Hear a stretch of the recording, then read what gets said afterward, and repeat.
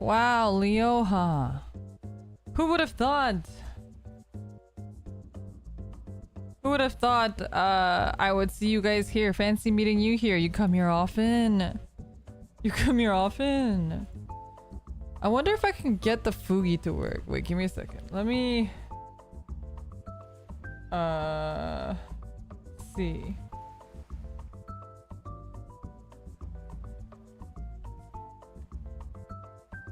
Do I have like a...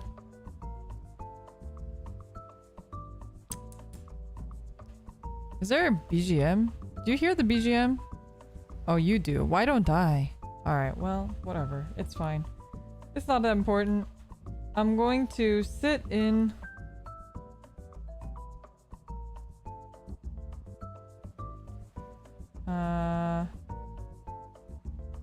I'm going to sit in here.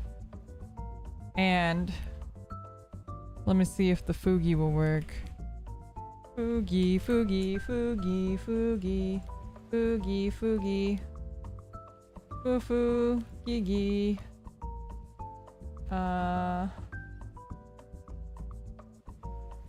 Okay. Might work.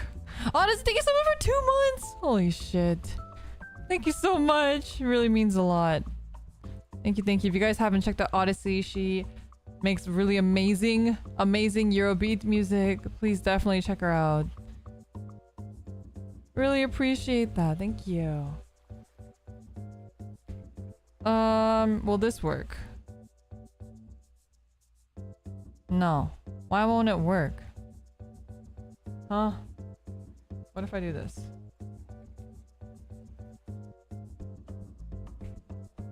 Thank you for all the hearts in chat, everybody. Oh, okay. This will work. Okay. Okay. Wait. Wait. It's a process. You're gonna have to give me a second here. I know I'm a car. I can explain. But it's gonna take a moment for me to explain, okay? Give me a second. I'm setting this up. Okay. Alright. Alright, there we go. Look. Look, everything's fine. Everything's great. Alright. Everything's fine. Everything's fine. I never realized that there was a body attached to the head. Yeah, of course. I'm so nervous. How do I talk to Leora McQueen? What do you mean? You just talk to me like normal. Anyway, so how's everyone doing? Fuck! I used to really like summer. And honestly, it was pretty cold for a long time this year, so I was like very much looking forward to summer. And then this shit happened. You know, I fucking moved to this house to this apartment because there was central AC. Okay?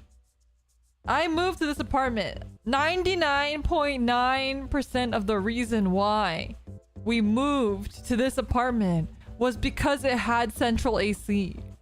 That was like a primary reason for moving here. I'm not even kidding you. But it doesn't work in my fucking room. It works in literally every other room except my room. This is my luck.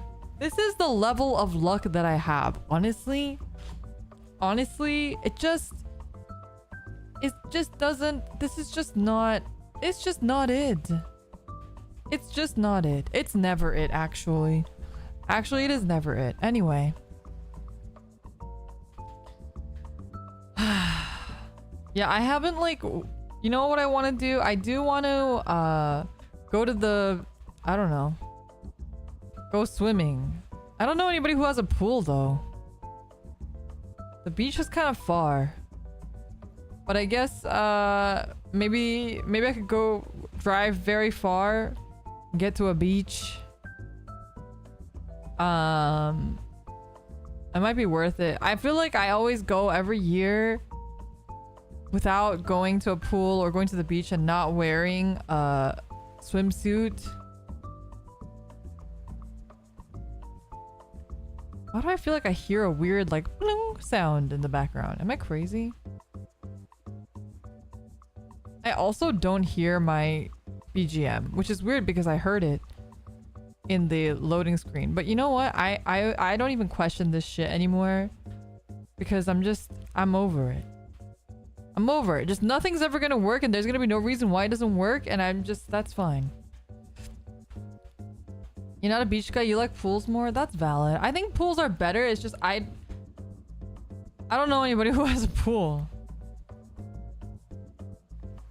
I don't know anybody who has a pool. Your apartment doesn't have a pool? No, it doesn't. My apartment it's like a very small complex. We don't have a pool. I don't know anybody who has an apartment that has a pool, actually. I have a friend who lives in actually a big complex, and even he doesn't have a pool, I don't think. Maybe? He's the only other person I know that lives in kind of like a larger apartment complex. Actually, one of my friends does have a pool, but I think she would have to ask her landlady if she can use it. It's a weird setup over there. Are there not public pools? Okay, first of all, I wouldn't go to a public pool. Second of all, I don't think so. Sneak into some hotel's pool. I really love swimming. I really do. I think swimming is just so fun. I just really like being in the water. I don't like swimming in beaches though. Like if I go to a beach, I might like go in the water just for the sake of going in it. But I don't think I've gone inside the water at a beach in a very long time. Like maybe up to my knees or something. Are you a really strong swimmer? I learned how to swim at the local YMCA.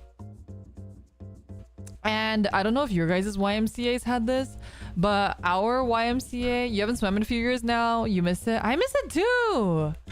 But like, okay, sorry, I keep like smacking my phone on my keyboard. I learned how to swim at the YMCA, and our YMCA had these like levels. It was like, I don't know exactly what it was, but it was something like goldfish, minnow, shark. Those are the only ones I remember. So like you have 3 levels, right?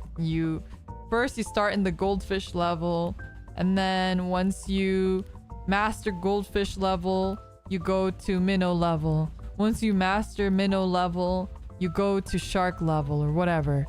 But I was really, really good at swimming. Like I swam very fast and I had really good form. This is like when I was in elementary school, by the way. But I couldn't go to shark level or whatever because I couldn't dive. I didn't know how to dive.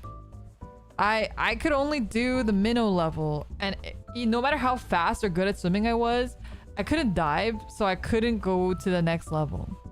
I remember being stuck there. I don't know why, but as a child, I had like an extreme fear of diving. I think it's because whenever I dove, I did that thing where like the water goes up your nose. So even doing the diving where like you're just hanging off, like you're like, I don't know how to describe it. You're almost in fetal position and then you like go in. I couldn't do that. Like even that. Like I had a hard time even just doing that. So diving was like my big, I don't know, fear. I had a really hard time. I don't know why. I have no idea what caused that or what fear I had. I also was really, really, really afraid of heights when I was younger. Especially when I was younger, I was really afraid of heights. So I like even just like standing and diving was like scary to me. I don't know why. You still can't dive? No need to fret too much about it. It takes some time properly to launch off of a surface. You've never gone swimming at all, so I never felt a reason to learn. I think you were going at the wrong angle if the water was going in your nose. Yeah, like I just like I think I was afraid of that. And then I was afraid of belly flopping. I feel like belly flopping, remember chat how we had a conversation recently about like what are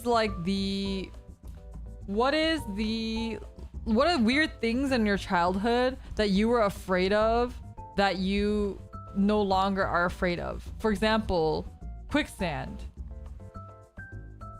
Isn't like quicksand one of those weird things that like everyone as a child was like terrified of?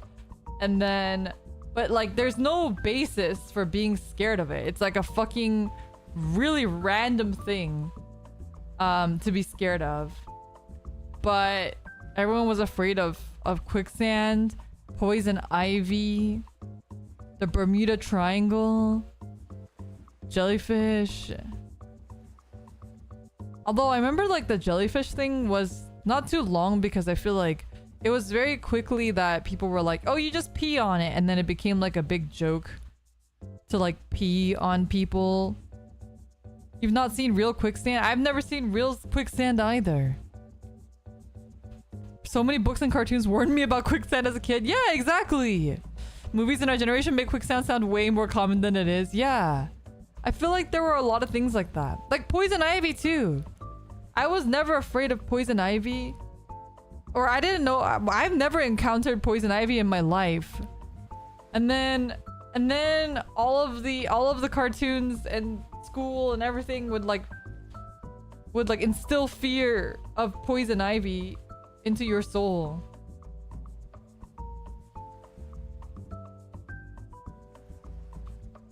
Jellyfish are definitely dangerous. It's okay. Just find you a homie that'll pee on you.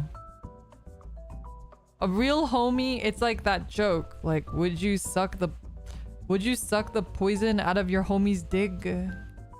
If your homie was gonna die if you didn't suck the poison out of his dick, would you do it? Mita! Mita! Let me put you as a mod. There you go. Oh, I think Mita's the first kohai that I've had come into my own channel. For a Crips $20 bill, he's gonna die! He's gonna die! He's like on his deathbed and you'd be like, alright, if you give me 20 bucks, I'll suck your dick. I mean, to suck the poison out, not to just suck it, you know what I mean? You know what I mean? Mita's amazing, by the way. Have you guys subscribed to Mita already? Have you guys subscribed to Mita already? Mita and I actually have a lot in common. Even though we're probably multiple generations apart. I'm pretty sure Mita and I'm pretty sure I'm like triple, quadruple, quintuple Mita's age or something. But she and I still have a lot in common. And it'll be really fun because we already have some stuff planned. We already have some stuff planned that we're going to be doing together. Very, very, very, very, very exciting. So I hope you guys are looking forward to it. Yeah, wink wonk. Wink wonk indeed. Oh, speaking of planning things, I want to get your guys' feedback. So I want to do a segment also. So I'm like trying to plan more segments on my channel. So you guys know how I have the Leo Rant, Leo Rave, or the Leo Advice streams. I'm going to be doing a couple other segments occasionally, like maybe once a month or maybe once a quarter or whatever it is. And one of the segments that I want to do is I kind of want to talk about aphantasia because I feel like every time I talk about it, people are like, what's that? Or people will say things like, oh God, I had that too. I had no idea. Like stuff like that. So I kind of want to do where I talk about like aphantasia, where I interview other people who either also have aphantasia or people who don't have aphantasia. And we kind of talk about like the differences in our like thought process and how we approach things. I've kind of talked to you guys about this on a different stream, I believe. But I've been trying to think of like a name for it. And my working title right now is Brain Dump. My working title is Brain Dump, But I feel like I don't want to invite like I don't want to invite like poop talk. Like, I'm not trying to make it poop talk, but I just want to make it kind of funny, talk about like something brain related, neurodivergency, I guess. But yeah, I was like, it's kind of a funny name and I think people would like it, but I also like don't want it to be associating with actual like dumping, you know what I mean? Like that's not what I mean, if you guys are not familiar with the word brain dump, that's usually when people like dump all of their thoughts on you. It's like dump on, not dumping like pooping. It's like dumping their thoughts on you, where they like kind of word vomit or something, and they're just brain dumping. Like they don't have a concise subject matter. It's kind of like what I'm fucking doing all the time. It's just brain dumping. Usually you use that term when it's like about a specific subject. So say that you ask me about like not brain dumps. Say that you asked me about aphantasia and then I just like told you all the information that I knew about like aphantasia. That'd be kind of brain dumping. Like I don't really have a concise answer for something, but I just kind of like unload information. Stream of consciousness and the formal term for it. Yeah, something like that. We're still waiting for the Leo Riz advice. Yeah, so I'm gonna be doing that with Ophi, because as we talked about on her stream, if you guys didn't catch that, I was on Ophi's stream a couple days ago on her channel. We'll probably be doing one together. I think that'll be pretty fun. We're gonna be doing like chat submissions where you guys submit like, you know, your situation. You could say like, oh, there's a girl I like at work, or I'm in a relationship and my girlfriend wants to break up with me, you know, stuff like that, where you can submit your woes and we can give you advice based off of it. I will say, and we'll say it again when we post it, I would really appreciate if they were true only. Like if you gave us actual situations that you were in. And if you don't have any actual situations, please don't submit anything. I think it's better to have some space for people who are really going through those things to be able to get some advice, instead of your hypothetical joke, your hypothetical joke submissions. You know what I mean? Yeah, like a Dear Abby type thing. Can't believe that was a few days ago. Feels like yesterday. I know. Every day is happening so fast. TCG, talk, chat, gather. Wait, that's kind of cute. I don't want people to confuse it with actual TCG stuff. You know what I mean? Hello, welcome. But yeah, anyway, those are kind of the stuff that I'm working on. So I have the working title brain dump segment. I have the Leo Riz working title because it's gonna be with Ophi, so it's probably gonna change the name of it. And then we'll have something with Mita that you guys may or may not have heard me talk about before. I think somebody asked me earlier if I still build Gundams, and I do, but I just haven't had time. So probably we'll do Gundam building next week. Or no, next week. Not this week, but the week after. And it'll be Sunday because this week is my birthday. So we'll do my birthday stream and we'll be doing some hand cam stuff on there, but we'll get back to Gundam building the week after that. I don't know what I want to build next actually, because I do want to work on my Zoids, my Liger Zero, but I also have the I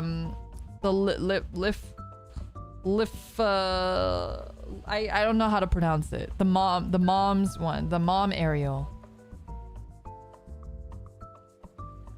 Lifrith.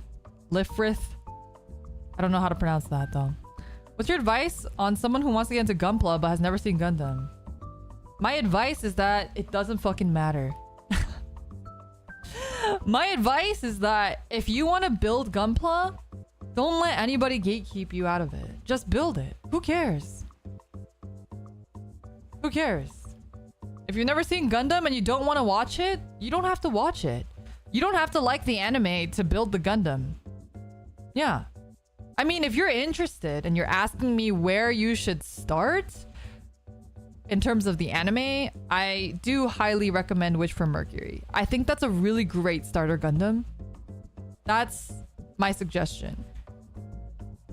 It's Lufrith, but in JP it ends up sounding like Ruburisu. Ah, Rupurisu. Interesting. Have the Gundam I own are from Build Fighters and I don't like Build Fighters. Yeah, fuck Build Fighters. I also was really into Astray versus Astray Gundams. Versus Astray Gundams, like the Gunpla, I actually built a couple of those. And I really like those models a lot. It has some of the coolest looking Gunpla that I've ever seen. I don't know anything about Astray. I haven't read any of the visual novels. I don't know shit about Astray Gundam. But I like the design, so I build them. And anyone telling you otherwise, don't fucking listen to them. Just like, yeah. Don't be afraid of building Gundam because you like to build Gundam. You don't have to know shit about Gundam to build one. I know somebody was asking earlier about tools. You don't need tools. You can upgrade to tools later as you build and you realize, oh, I'm enjoying this. See, this is my thing with a lot of stuff. I know people ask me this about Vanguard too. It's like one of those things where start small, right? Start with like an entry grade, start with a high grade, something cheap. High grades are like 20 bucks a pop. You can build it, and if you feel like you built it shittily, you can always just buy another one and build it again later. But for your first one, start small. You don't want to like make an investment. You don't want to be buying $40 clippers. You don't want to be buying like all this stuff only to like hate the process. Because you don't know if you'll like it until you actually do it. It may seem cool, but not everybody likes the same stuff. Yeah, I started with like an X-Acto knife. I used to not clip anything. I used to just pop it out with my fingers and like just pop them together. I didn't have any tools. My only concern with building a Gunpla I don't know is about the pilot in the anime being some psycho and me not realizing it. Who cares? Who cares? The Gunpla and the pilot can be separate. You don't have to like the pilot to appreciate fine machinery. Yes? Gunpla's sexy. Gundam designs, sexy. You don't have to know who pilots it. Mita, thank you. Mita is also a Gunpla builder, by the way, you guys. If you guys are not already sort of picking up on that. Mita is also a Gunpla builder. So it'll be... I don't want to like... I'm trying my best not to spoil anything about Kohai because I want you guys to like learn about them yourselves. Although they're doing a pretty good job of spoiling. I was like so surprised that everyone did voice reveal so fast. But I think they've been in baby jail for a while now. I think they're all like just ready to escape and be in the world. And yeah, Mita and I have a lot of interests.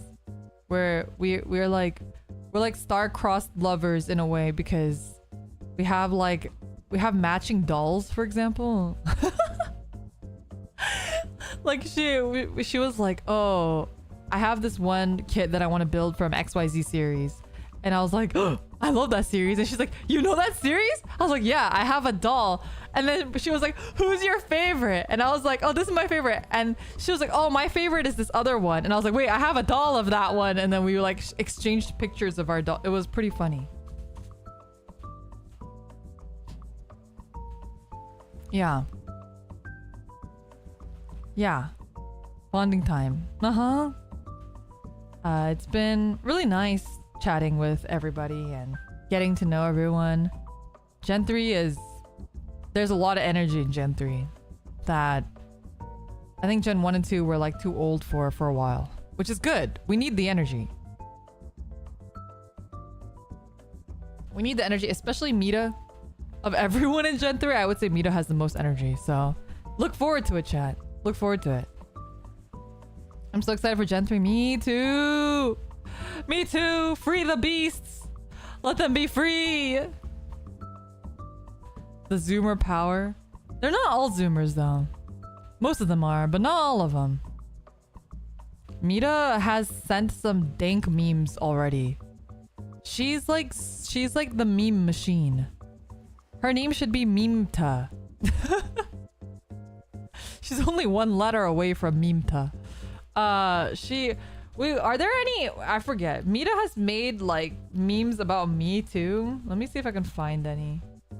There's so much fucking shit in these chats though. I don't know if I'll ever find anything. She makes some pretty good memes and sends them to me. Let's see. Can I find one? Let's see. What can I find? I'll share you guys some Mita memes.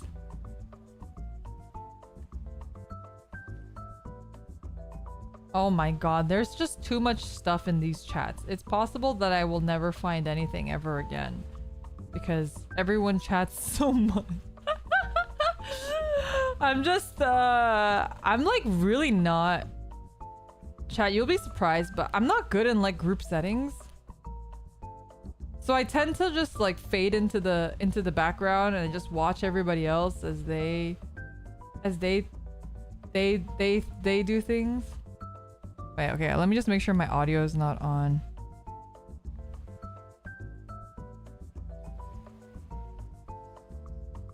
Okay, I can't. I found them, but I can't post that one because it like shows internal conversation. Okay, never mind. I don't think I can show any of them, but that's fine. That's fine. Echo! Wait. Let me... Yeah, they're like... They're in a voice chat on top of me. I'm in like a voice chat, 2 chats underneath them. She's screaming in VC. Wait, why? Okay, wait, one of the best things... Wait, here's a Mita fact. Here's a Mita fact for you guys. One of the funniest things that have ever happened to me in a Discord call ever. Like, I was cracking up. Was Mita was in a Discord call with us, and she didn't know how to leave the Discord call. So I had to explain. I was like explaining to her. I was like, okay, so you see where it says voice connected? There's like a phone. It looks like a phone, and there's like an X on the phone. You click on that, and then you exit, and then all you hear is like, oh, I see it. And then she just clips out. She like exited the call. It was like one of those perfectly cut screams of her just being like, oh, I see, and then she was gone. It was adorable. It was amazing. Stop.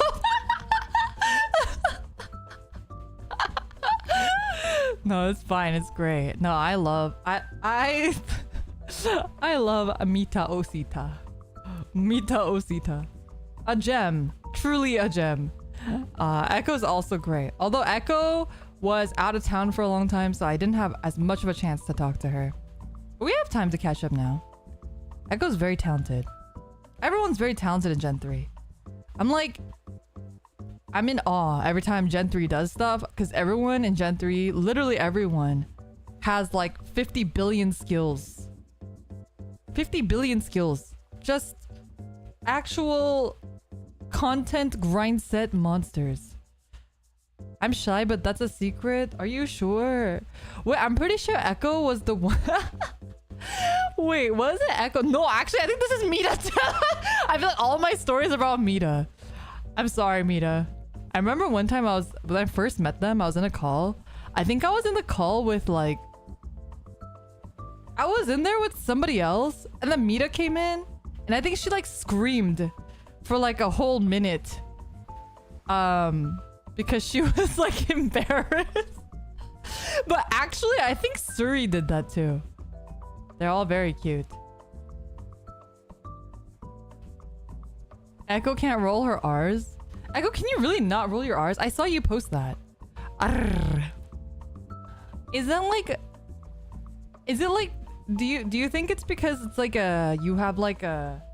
Would you say you have a short tongue? Do you have a lisp, Echo? Like, you don't have a regular lisp, but like a sort of lisp. I heard that people who have lisps tend to have shorter tongues. Are you flexing? I'm not flexing on you. You can't do it either.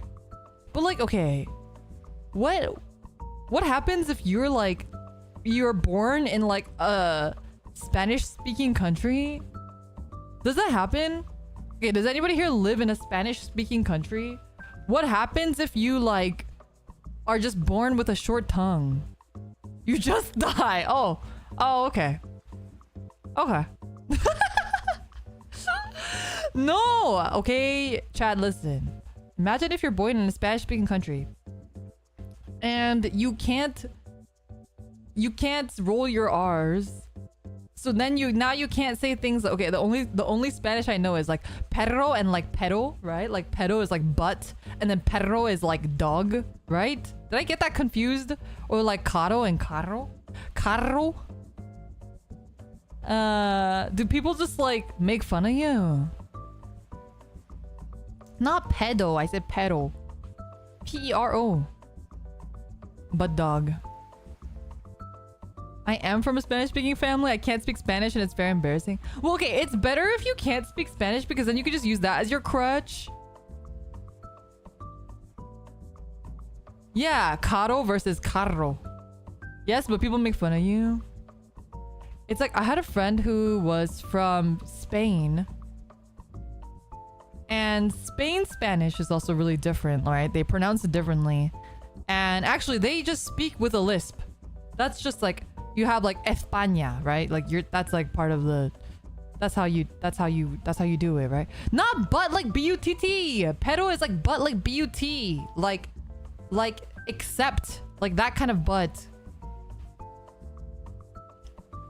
To be honest, I've never heard anyone not roll their R's when I would visit family in Mexico. Oh, pedo and perro. Yeah, it's butt, not like an ass, okay? I literally, the only Spanish I know is, I've recited it before. When I was in the 6th grade, my 6th grade class was weird. We did like a language thing where you picked 2 languages and you had like a semester of each language. And so I had a semester of Japanese and then I had a semester of Spanish. And I remember both of my like dialogues from those languages, weirdly. Like a weird core memory. I think I've told you guys it before, but it's like very embarrassing. But you do stuff like, you know, hola, ¿cómo estás? Muy bien, gracias. ¿Y tú? Más o menos. Trabaja mucho en la clase. Oh, sí. Trabaja todo los días. And then the bell rings and then you go, ay caramba, ya es hora de clase. And then the other person goes, something, hasta mañana. I don't remember. You reminded me of those NPC TikTok streams. Stop. Gang. Yummy. You know, okay, honestly, I genuinely thought that I was genuinely talking to I was talking to my roommate yesterday because we were talking about NPC TikTok and I was like, what if I did a stream? What if I did a stream entirely, did an NPC TikTok stream, but I didn't tell chat that that's what I was gonna do. And then I just show up and I just don't say any, or I say like the same thing over and over again. And until somebody like does like a super chat, and then I go like, yummy. And then people have to start figuring it out, where they start sending me like different super chats to see what other programming I have. But then I was like, I don't have the fucking patience for that. Imagine me sitting here saying the same shit over and over again. Couldn't be me. Okay, wait, no, I actually do want to pop popcorn with the hair iron though.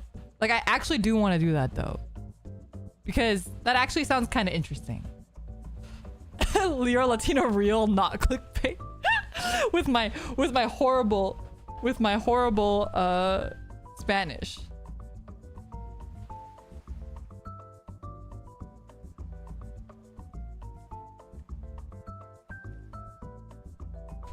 Please, it'll be Prime. Gang gang. I'm Mexican, your Spanish is better than mine. I literally only know that sequence. I'll have to keep working on that content. I'll see you later. It's funny because whenever Mita says things, I just hear it in her voice too. It's just very Mita. Enjoy. Have a good time working on your content. If you make any new memes, please send them my way. I also know stuff from like Dora the Explorer, but not even really. Only a little bit. Dora the Explorer. Dora! Something, hola Dora. Something, use your backpack.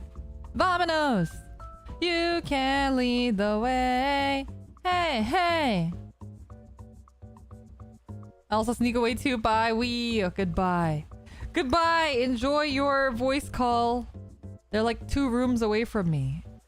Soon I'll be able to have open VC, and I'll have so many kohai that can pop in at any time. It'll be great.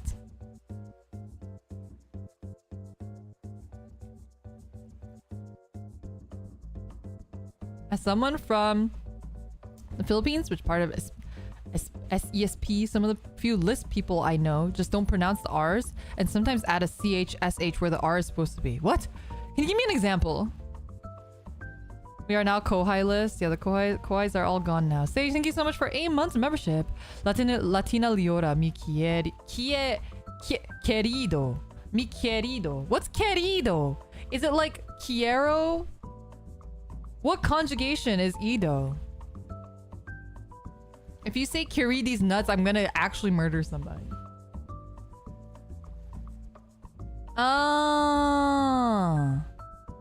My beloved. Oh, it's like a noun.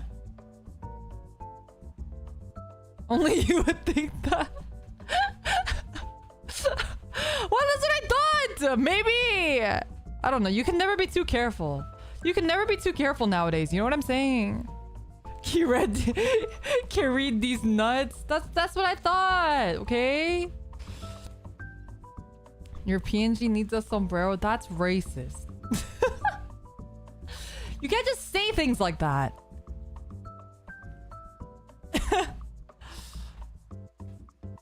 For example, trabajo means job. I hear them sometimes say trabajo. Oh. They take out like R and completely. Harap means front. They just say hop. What? That's crazy.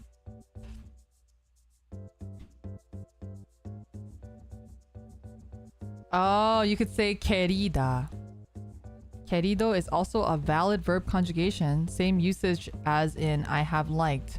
Yo he querido. Ah. I only know that one conversation, and then I know like ¿Qué pasó? ¿Qué pasó? I feel like I'm not bad at languages, but I am definitely the type of person that needs to be fully immersed. Like I have to hear it every single day all the time. Oh, the biblioteca. Okay, fine. ¿Dónde está la biblioteca? Me llamo T-Bone. La baño discoteca, muñeca, la pero manteca. That's all I remember. I don't remember the rest of it. I say quesadilla? I say quesadilla. Quesadilla. Or you mean quesadillas? Everyone want to eat quesadillas?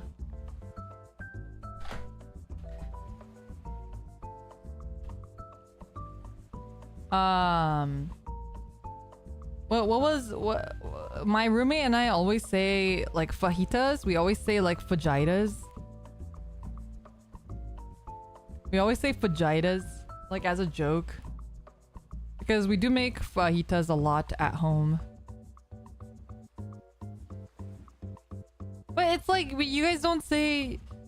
Well, we know that it's not right. We're just doing it as a joke. Calm down, chat. It's like when you say Target, you call it like Target. You guys don't say Target. I say that too. Yeah, fajitas. No, you don't say Target. What the heck? There's a character in Dota called Magina. I'm assuming it's Magina. Does sound like Magina. No one I know says that either. Target? You guys don't say Target? Maybe that's like it might be a bit of a Valley Girl thing though. I feel like it's a Valley Girl thing. I feel like Valley Girls joke about that a lot. Maybe.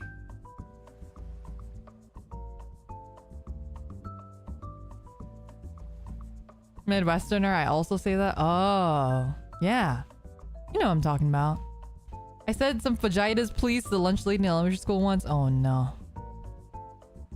You're probably right about the Valley Girl thing. You've only heard Target in SoCal. What? No way. No way. I've heard that a lot too. Not a Valley Girl. Yeah. Target. You know what's like really interesting though? I was talking about this with my mom yesterday. Because like in Korean, there's a distinction between like you know how for us we have grocery markets? Like Whole Foods, for example, is like a grocery market. And then you have something like Target. But what do you guys call places like Target or Walmart? Do you have like a word? Because in Korean we do. In Korean, if you say you're going to the mart, that means you're going to Target or Walmart. If you're going to the supermarket, that means you're talking about like Whole Foods. Department store. It's not a department store. Department store is like Nordstrom. Department stores are like Nordstrom or like Macy's. Like department store usually implies that there is like one store that has other little shops inside of it. So for example, like a Macy's might have like a Ralph Lauren section and then an Adidas section. And then it has like a jewelry section and a lingerie section, you know? I think Mart is the right word for Target and Walmart. I mean, I think Kmart used to be one of those too, right? So I think Mart used to be the word, but I don't think anyone in America, if you said Mart, would believe that. So a mall, like a mall. No. A mall and a department store are very different. A mall, because at a department store, yes, there are different little stores inside of the one store, like a Macy's, but it's still operated all by the same person, right? Like that one store has bought Ralph Lauren, has bought stock of Adidas and stuff inside the department store, and then they're selling it. And sometimes those this is actually very complicated to explain. I'm realizing that this is very complicated to describe. But yeah, basically like those stores,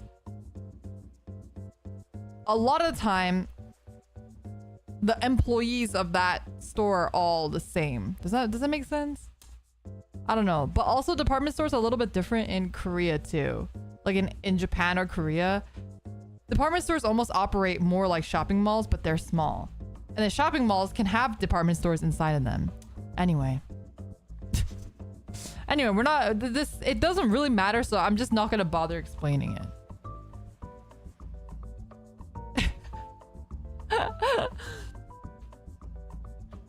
They are all just stored to you. I think this is some real talk. I think the language has lost distinction over time over these specific stores.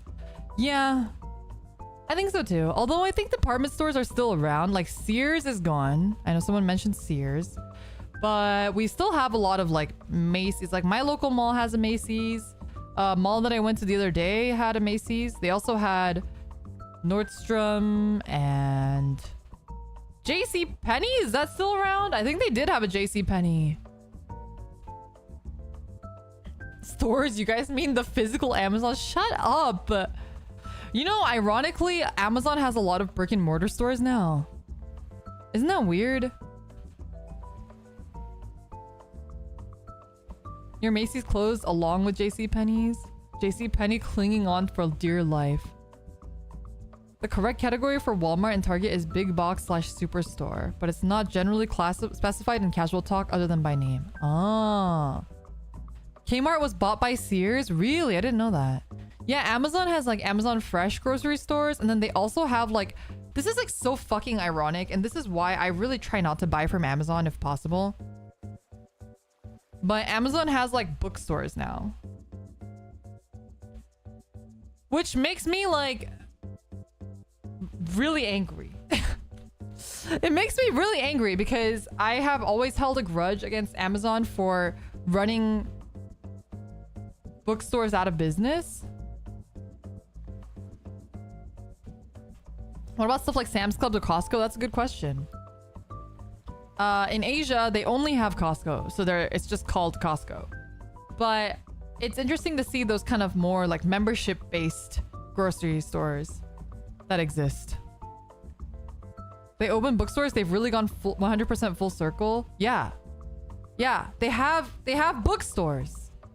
It pisses me off. Because of them, we don't have stuff like Borders anymore, and Barnes and Nobles don't really exist. I think there's a couple Barnes and Nobles that are still like around. Like I visited my friend once and they still had a Barnes and Noble, but I don't think I have any near me.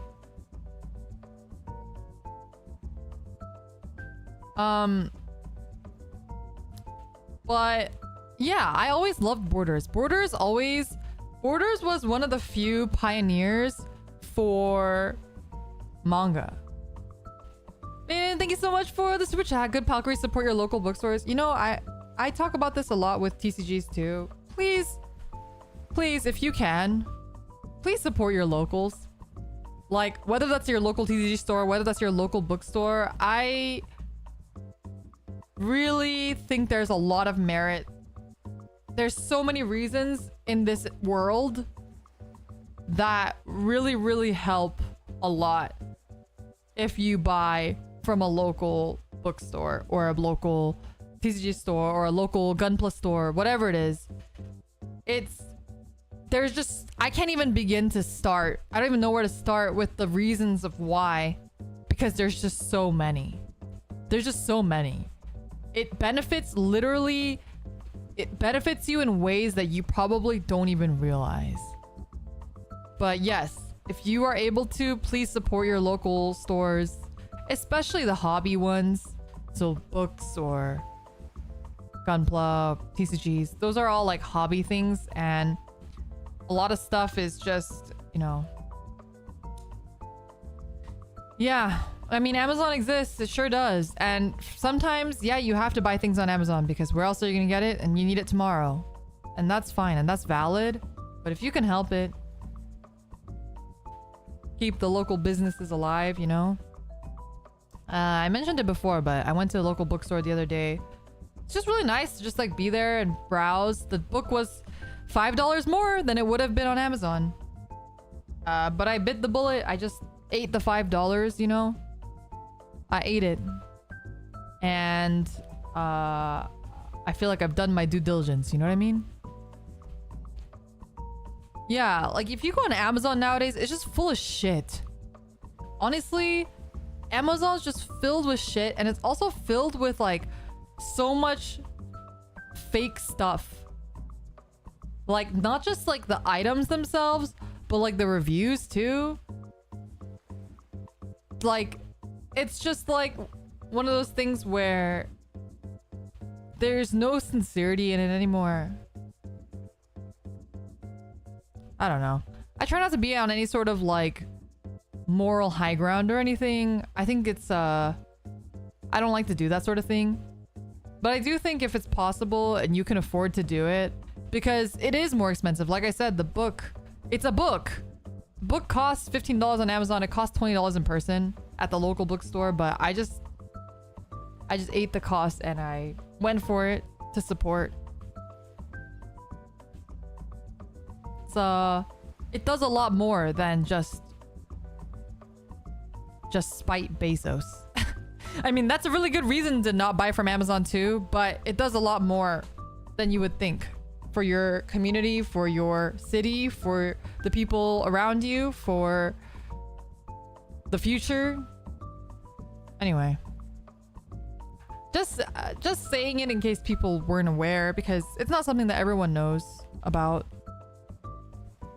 My friend was telling me how there are companies that come up with generic brand names and AI generated logo to pump out generic products on Amazon. You know, I'd believe it. I'd believe it 100%. That's why, like, nowadays, I don't even like certain electronic stuff on Amazon. I'm really careful about not buying from brands that I don't already know. So like little stuff, I always buy Anchor stuff, even though it's like probably I could buy the same exact thing that's half the price that works just the same. Like a lot of those products, even though they have fake reviews, some of them are actually good too. But I do still try to, like, you know, stick with brands that I'm like familiar with or I know.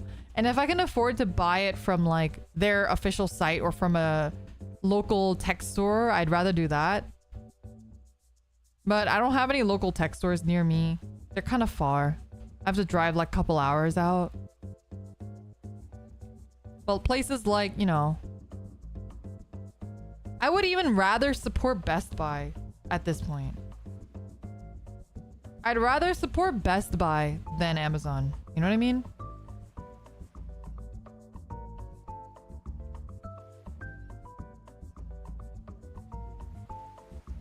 And I'm not saying that I never use Amazon.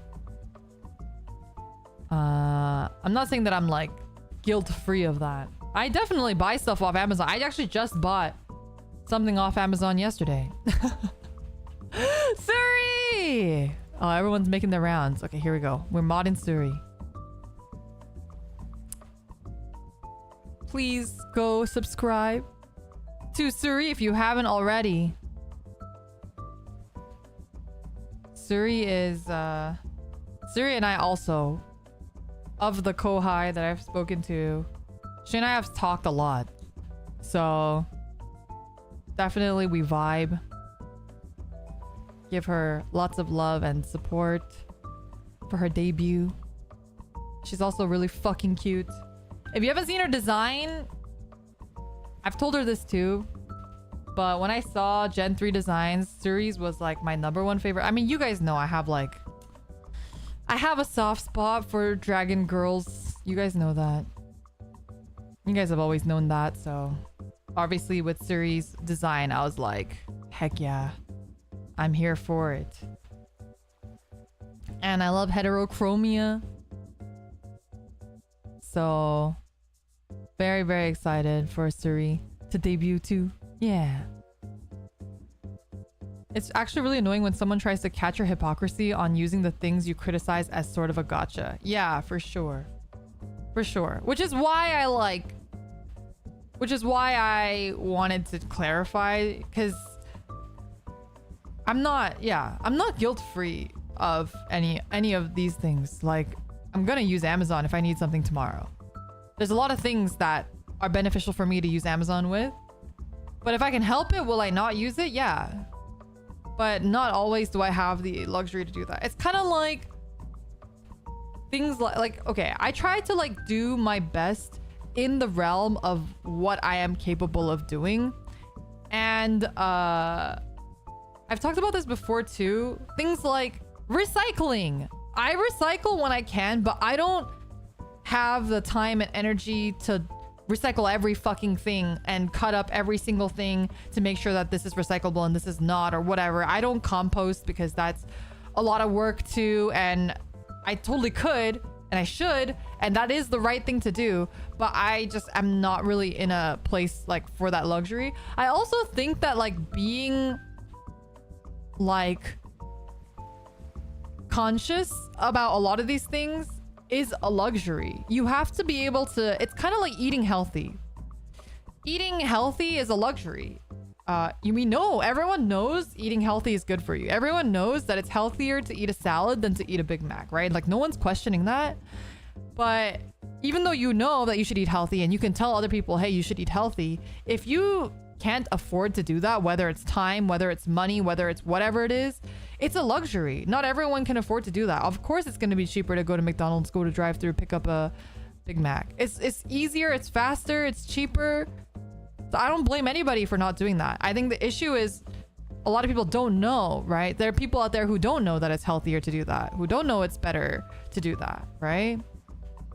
I think the whole tax and get your money back for your milk jug or whatever is not worth it. Like my gas money and Saber. Yeah, exactly. Exactly. Also, I had a glass milk jug, and my roommate's been using it to propagate plants in it. It's very cute.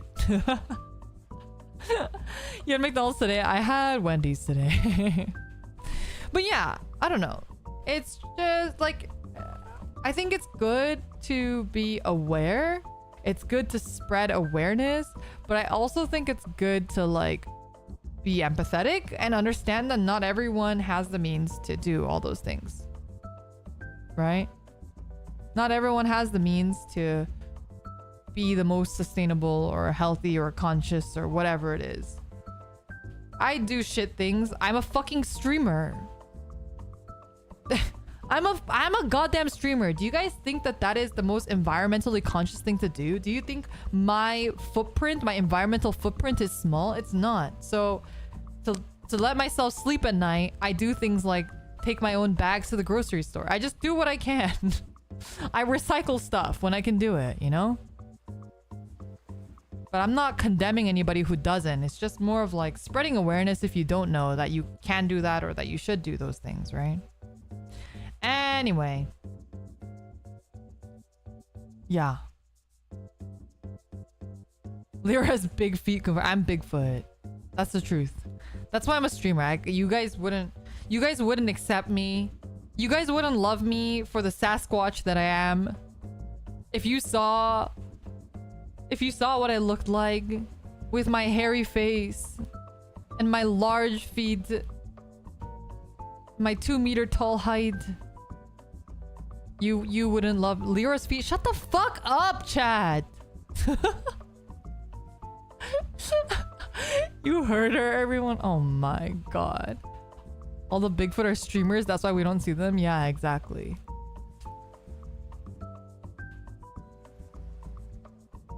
If you have smaller than size 13 feet, I'll still accept you. Do you think a Sasquatch has smaller than size 13 feet?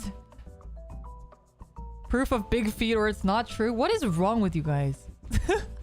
Have you guys seen I remember one time I was like at a work trip. I was on a business trip, and my coworker and I, she and I were staying in the same hotel, and like we were somewhere, I won't say where, but we were somewhere in America, and we were watching TV, but it was just whatever was on the TV at the time. And at the time I was living in Asia, so I didn't have like a lot of the American services and stuff, and I didn't have access to a lot of that, so we just watched whatever was on TV. Because nowadays you can log into like Netflix and stuff on the hotel TVs. It's crazy. Anyway, we're watching whatever was on TV, and on TV they had like this weird like looking for Bigfoot or something show, and that was probably one of the most wild shit that I ever seen in my life. You're talking like grown men out in the middle of the forest, like in the middle of the night, wearing full like military gear and like night vision goggles, crying, literally crying in the middle of the forest because they'll like hear a Bigfoot sound. They'll like start sobbing. They would like full on grown men just sobbing. Not that there's anything wrong with grown men sobbing, but sobbing because of Bigfoot, like That's a whole nother level. That's a whole nother level. You know what I mean? God, that's so you is like what part? What part? A Bigfoot sound that probably sounds exactly like a bear sound. No, like the worst part is like I saw one and it was like a guy. These men, by the way, these men have like a full like semi-automatic rifles and shit. Like they are in the woods with a full ass gun and like tactical gear, like head to toe, and they would like do a Bigfoot sound. Like they'll have one guy who's like a designated Bigfoot caller or something, and the guy will just be like or whatever. I don't know what Bigfoot sound like, but that's what he'll do. And then they'll just start, if they hear anything, they'll just start crying. Dedicated foot lovers, really? They have the real feet fetish. Scared crying or crying because they're happy to hear Bigfoot? Like both. Bigfoot call. I'm not even shitting you. You think I'm making this shit up? It's real. Making Murloc noises. I want night vision. Too bad they cost more than a used car. Wait, really? Is night vision that expensive? Their best Chewbacca noises? Yeah. That's the mating call of a Bigfoot, my grandpappy told me. I can't tell if you're making that shit up or not. Was it called Mountain Monsters? I really wish I remember what it was called, but it was just something like, I think it was like looking for Bigfoot or something. I don't know. Bigfoot isn't around anymore. John Marston killed them all in Red Dead 1. My god. They also would look like at the broken twigs and stuff and be like, yep, he was here. And it was just like a bear or something. Yeah, they'll do that. Or like they'll be like, oh, Bigfoot tracks. And they'll just like look at like weird tracks in the ground. I don't know. 6K on the low end. Oh my god. 10K minimum. 3 grand for the old models. Crazy. A ghost hunters type of show? Yeah, except they're all after Bigfoot, I guess.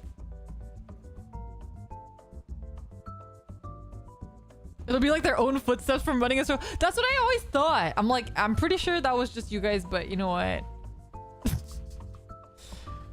Very, very weird but entertaining, silly show. Also, Fujo Pal was telling me really randomly, she was telling me about how she was like, currently her obsession is like the 1,000-pound sisters or something. Have you guys heard of that? It's like one of those TLC shows. And it's like a pair of sisters. Yeah. It's a pair of sisters. And I guess their total body weight is like over 1,000 pounds. So she was telling me basically the synopsis is that these two ladies are very, very, very like morbidly obese. Like they cannot walk themselves. Like they are wheelchaired around everywhere.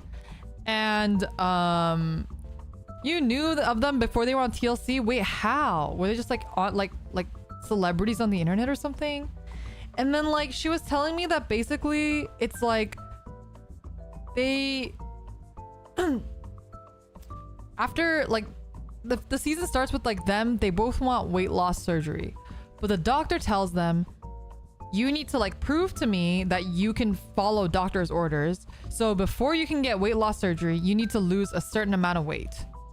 You have to lose X amount of weight before we can give you the weight loss surgery to prove that you will listen to me after you have the surgery. So it's the journey of the two sisters trying to lose weight. At the end of the first season, one sister loses the weight. The other sister does not. So one of the sisters gets the weight loss surgery and the remaining sister does not get the weight loss surgery. So then the second season starts and they also have an overweight brother. The brother is like, okay, fine, I'll do this journey with you so that you're not doing it alone and you have like some kind of moral support and we're doing this together. So the brother and the sister go on this journey together. The remaining sister, the one that's still over like 600 pounds or whatever. And the brother gets to the end of the season. He has lost the weight. And that same sister still has not lost the weight. She's still, oh, in fact, I think my friend told me that she was 100 pounds heavier than when they started. But it turns out that she actually had a boyfriend who was like a fat fetish guy. And he had been feeding her because he has fat fetish. And so he had been secretly feeding her. Like, yeah, they're called feeders. I think they get like excited off of like feeding the other person or something. I don't know. And then so she ends the second season 100 pounds heavier than she started, right? Her brother and her sister both have had this weight loss surgery. So then in the third season, I guess she gets admitted to like an actual weight loss facility. And it's like a whole thing because it's really sad. She gets admitted to this weight loss facility and she's there. She's doing great. She's losing weight and she actually meets a new guy who is also losing his weight. And at this point, she has like a tube in her throat, I think, because she can't even breathe on her own because she caught COVID and she was like almost died. And that's why she got admitted to this weight loss facility, because she had a near-death experience. So she's like, okay, I gotta get my shit together. I have to actually lose this weight or I really will die. And she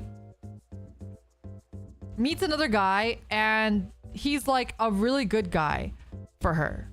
And they're like both on this weight loss journey together and they're both doing great and they're losing weight, and then they get married. And they're living a great life and she's really finally meeting her goals.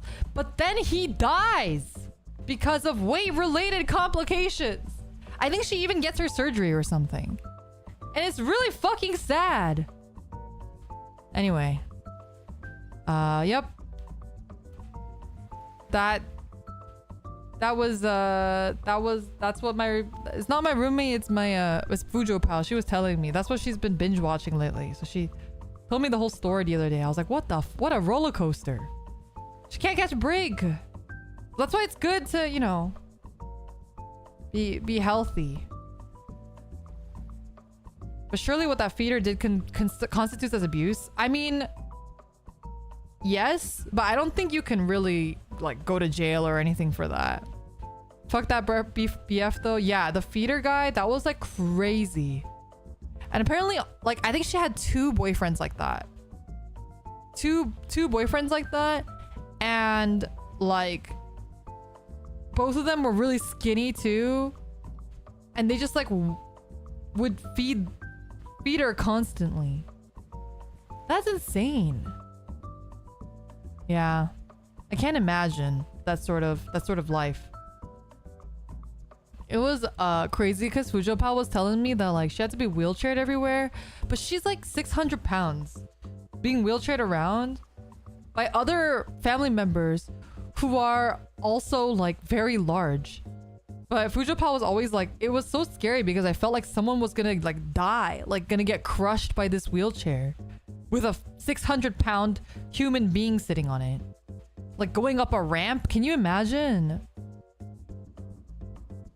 At a certain weight threshold, I think it's dangerous to life-threatening to do the surgery. Yeah, I could see that.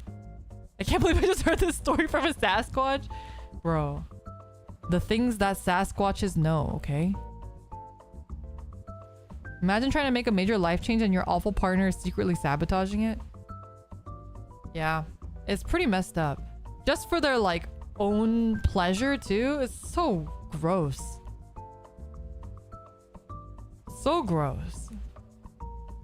You just gotta, like, you know, I'm not like on the topic of like being on a moral high ground. I'm really not one to be talking about like health because I'm really by far from the healthiest person ever. Like I've had many weird encounters at the doctor where they're like, you are severely underweight. Please gain some weight. You have no muscle in your body. Please do something about that. So I'm not really one to say anything, and I'm not one. I'm very much like all body types are great body types, but I also think everyone should be very conscious of their health. So please do everything in moderation. Be healthy. I don't want anyone to ever be suffering like that, you know? Like, be healthy. Take care of yourself. You only have one body. You only have one life. You will never be as young as you are today. I'm being a motivational speaker now. But it's true. You will never be as young as you are today. You will never have as much energy as you do now. Take care of yourself while you can, because once you get old, it's hard. It's hard. So much harder to do anything and so much harder to take care of yourself, you know? Where do I buy your book? It's kind of hard to control yourself when you're a kid, so when you develop bad habits at such a young age, it's hard to stop. Yeah, totally. Lyra speaking like she's old. I am old. It's tough. Some people actually have to want to change, not be encouraged. Yeah, I totally agree. But you know, maybe it's good to encourage people because maybe that's like the small push that they need, right? The small push that you need, maybe? I don't know.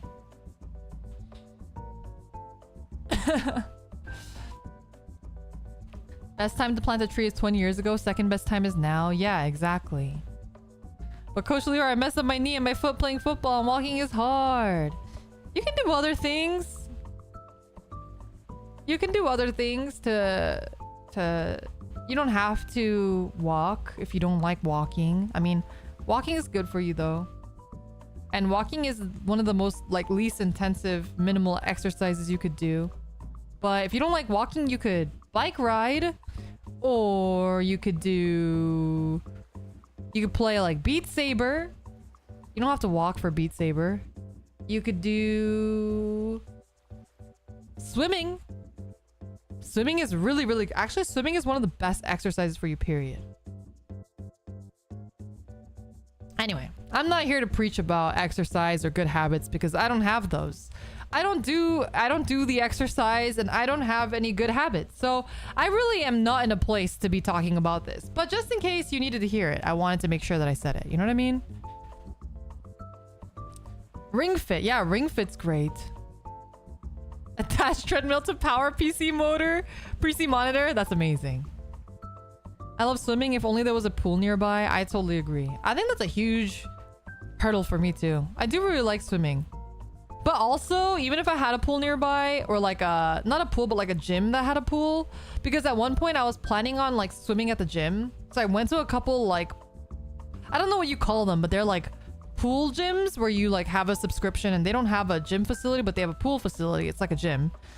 And I think I have like, remember if you guys were on the Ophi stream, you guys heard me talk about my weird mental block with trying on clothes. I have like a weird mental block about going in the pool. Like having to wash myself before going into the pool. And then maybe it's just like taking my clothes off. Maybe that's what I have an issue with, because sometimes I have this mental block with showering sometimes too. Because as you guys know, I don't like take a full shower every day, which is good for you, by the way. Especially if you're like me and you have dry skin. You really shouldn't be showering every day. It's really bad for you. But yeah, this was like the same thing with like the pool. The process after swimming, yeah, like having to wash yourself and having the chlorine in your hair and stuff, all of that is the worst. Having to like take off a swimsuit is really not a fun experience, especially if you're a girl. If you're like wearing a one piece, which you would at like a gym, you know. Yeah, the process after swimming sucks. Lyra is never nude like the guy from Arrested Development confirmed. Having to potentially shower in a place that isn't my home, it's yeah. That's also true. I would really try to avoid showering at the gym when I could, but when I lived in Asia and I was going to the gym a little bit, I couldn't do that because I didn't want to smell on the subway. So I had to shower at the gym and then take the subway home. That's the only time that I have had to shower outside. But being in America, I like to just shower at home after I come home from the gym. But usually I'm not like too stinky, but I still get self-conscious, or I just like look gross even if I'm not actually stinky. You're a chubby kid, so it's relatable. Never wanted people to see you swim. Yeah, I could totally get that. Foreign showers are gross. Home showers are the best. I agree. Even going to the bathroom in the gym is uncomfortable because I go in. You go in there just to flex at the mirror? Because guys go in there. I see. Can't you just work out at home? Well, I enjoyed going to the gym when I was getting like personal training. Like I did group PT, so like group personal training. And that's much more efficient because I just need someone to tell me what to do. And having like your trainer be like, it's okay, Leora, you can do 5 more. And you're like, no, I can't. But then the trainer tells you, you just do 5 more. And then you do it. And you can do it. That's like how you get better. And that's how you improve. And that's how you actually get results. So that's why I liked to go to the gym. I don't really go to the gym just to like go to the gym though. Is that worth paying them? For me, it is. I think it just depends on your style of learning. For me, I need that. I also get very worried because I have had issues where I did something wrong, or I did like, I'm doing weights or something and my form wasn't good, or I'm doing squats and my form isn't good. I get really nervous because I've hurt myself, or I've seen people hurt themselves too. So I would rather have someone watching me. I'm like very like, if I'm like at a group PT, I'll be like asking my trainer like every 5 seconds, like, is this right? Is this right? Am I doing it right? Is this right? You know, I do that. I need a partner to exercise with, otherwise I just won't do it. Me too. So my roommate and I used to go together when I was more financially able to do so. I think that was like around the beginning of like around debut. I was doing that a little bit more. I was exercising regularly. I had vocal lessons. Just, you know, I think around debut was when I was like hype menhera too though. Cause I just had like a lot going on and I was just very depresso. So I was just doing everything that I could to distract myself basically.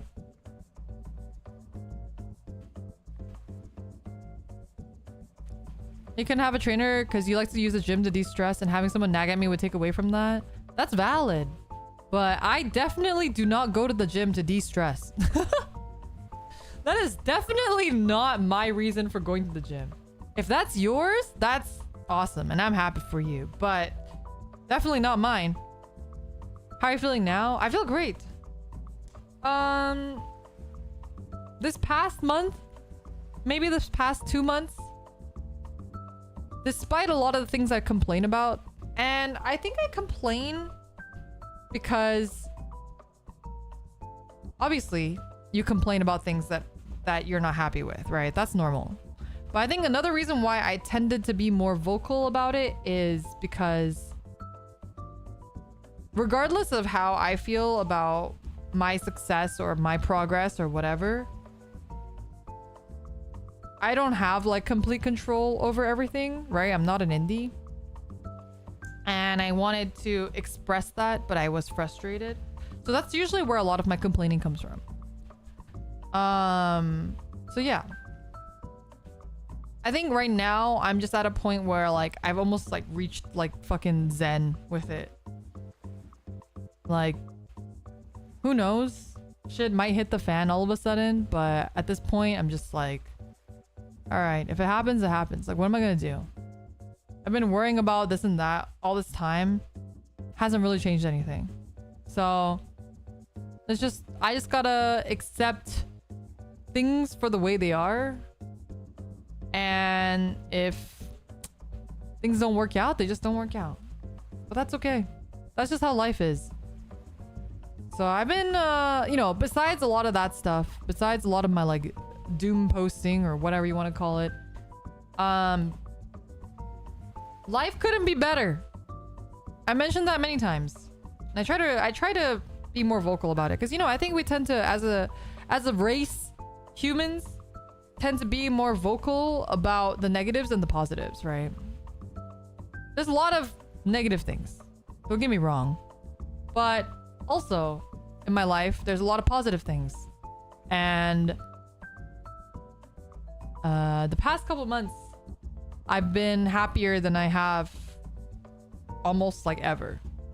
So yeah, I don't know, I really love streaming. I really love being here. I really love the community here. I really love hanging out with you guys. So yeah, life is pretty good. Am I in the negatives with my bills every month? Yes. Yes, I am. Am I burning through my life savings? Yes, I am. Is it my birthday next week and am I getting absolutely nothing? Yes, that is absolutely the case. But that's okay. I will make it work somehow, right? I'm figuring it out. It's happening. It's gonna take a while, but I'm figuring it out. I actually had an interview not that long ago. That went pretty well.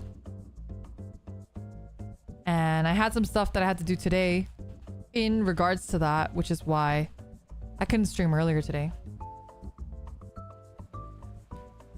But hopefully for me, not for you guys, sorry. Hopefully for me, it does work out and I'll have a job again, which will be not nice because I don't like the corporate setting, but it'll be nice to not have to worry about my bills. Alexander Babsky, thank you so much for the cake. But what's the NPC thing? Cake, yummy. Thank you so much for the super sticker, appreciate it. Gang gang. Money is needed. It is. It is. Gotta survive somehow. So that'll probably happen. I'll probably have to move for work.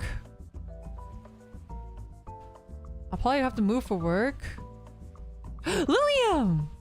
Welcome. I hope you've been well. Cake, yum, cake, so good. Fire, fire, fire. The fucking NPC TikToks, dude. Why do you want to work at our company? I'm broke. Literally. Literally. Life is something else. It is. What is this NPC thing people are talking about?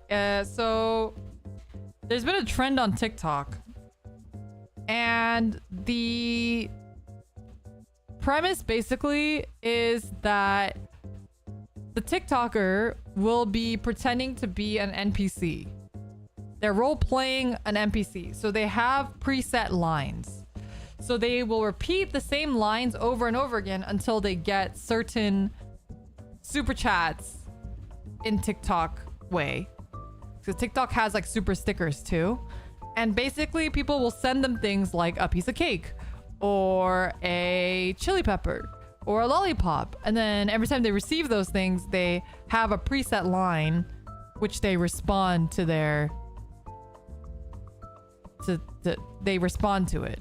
Can you give us an example? That's what I was doing just now. Like they'll like that one lady that does the gang gang. I don't know why she does that. And I guess there's like certain people who have like NPC fetish is what they've been calling it. I don't know why. I don't know what the fetish is. Like I'm genuinely curious. I think the whole NPC trend is like funny. I think it's funny, so I like appreciate it because I think it's funny. But I don't understand what the appeal is though. Like what is the specific appeal? NPC fetish? Yeah. I guess it's like a... maybe it's a control thing? I don't know. This trend has to be randomly generated? Well, I would agree if these people weren't like earning $2,000 to $3,000 a month doing this. Oh yeah, ice cream so good. Yeah, like that. I don't really know what the appeal is, but you know what? I'm happy for all the parties involved. I'm happy for the people that are earning as much as they are. You make that bread. Some Stepford Wives vibes shit. Oh man, you know Stepford Wives, honestly, that concept really freaked me out as a kid. Would you rather ice cream cake or cake with ice cream on the side? Ice cream cake all the way. Man, I love ice cream cake. I haven't had an ice cream cake since I was a child. But that's like actually one of my favorite cakes, period. You gotta do a soundboard stream. That's like that. Well, I think that's the only thing on my soundboard.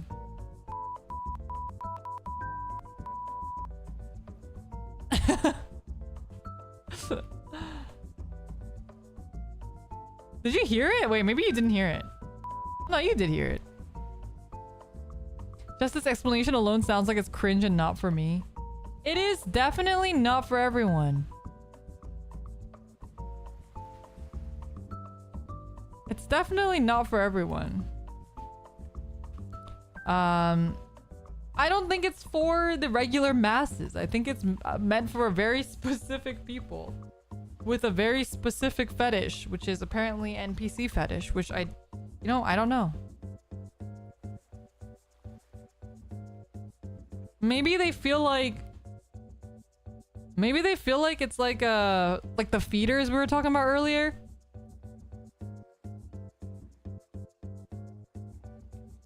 Maybe it feels like satisfying to know that they're like providing or something. I don't know. Like, I don't understand FinDom, for example. I'm happy for everyone who meets someone who is into FinDom, but do I understand FinDom? No, but maybe it's because I'm not rich. Maybe to understand FinDom, you have to be rich. I don't know. FinDom is like financial dominance.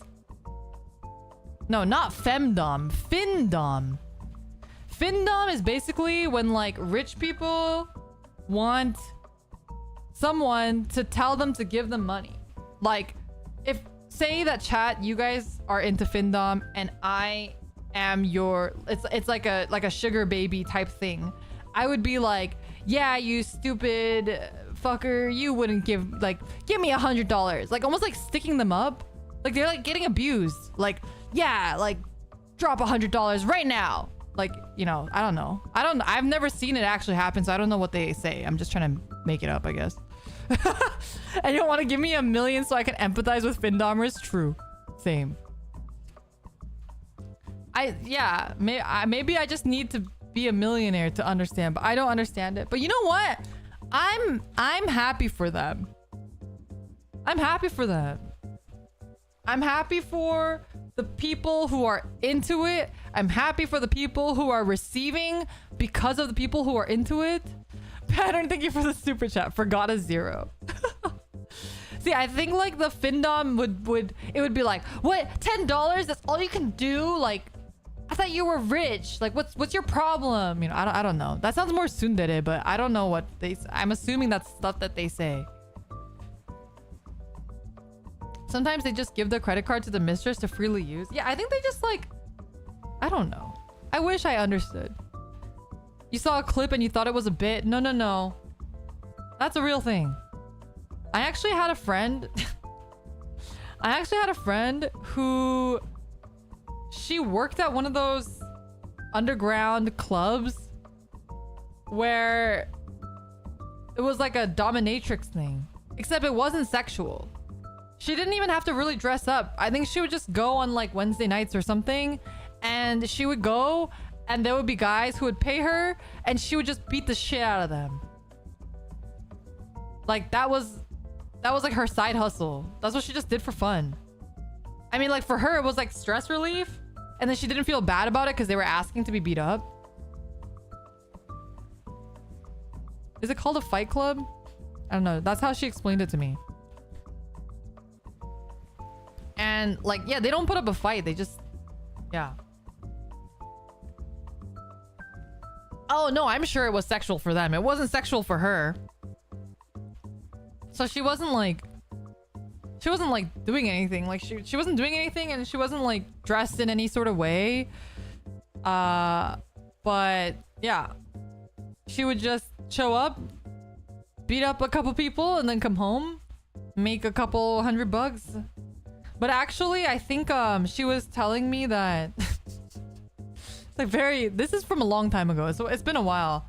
But she was telling me that I guess like the place that they were doing this in, the neighboring business ratted them out because it's technically not legal, I guess. I don't know. I wouldn't know the legalities of Fight Club. And so she stopped working there because they shut down for a bit. I think she said that they like started up again somewhere else, but she like didn't bother. A literal step on me type place? Yeah. Like, but not step on me, like beat the shit out of me. Like she was like punching people.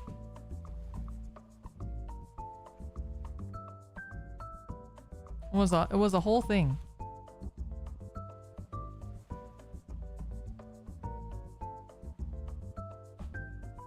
That's a good way to work out. It is. Tends to be a very cringe place if you're not into it. I mean, I would assume so. I think any fetish, if you're not into it and you're just observing, is gonna be cringe. If you're not into a fetish and you are observing the fetish, it's gonna be cringe no matter what. It can't be helped. It cannot be helped. That's just the nature of it.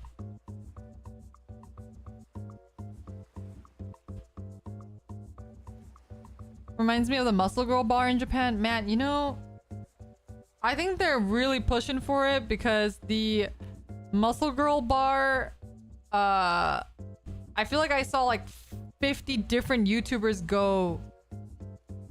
50 different YouTubers go to that bar and make a video on it. And it was just on my feed constantly.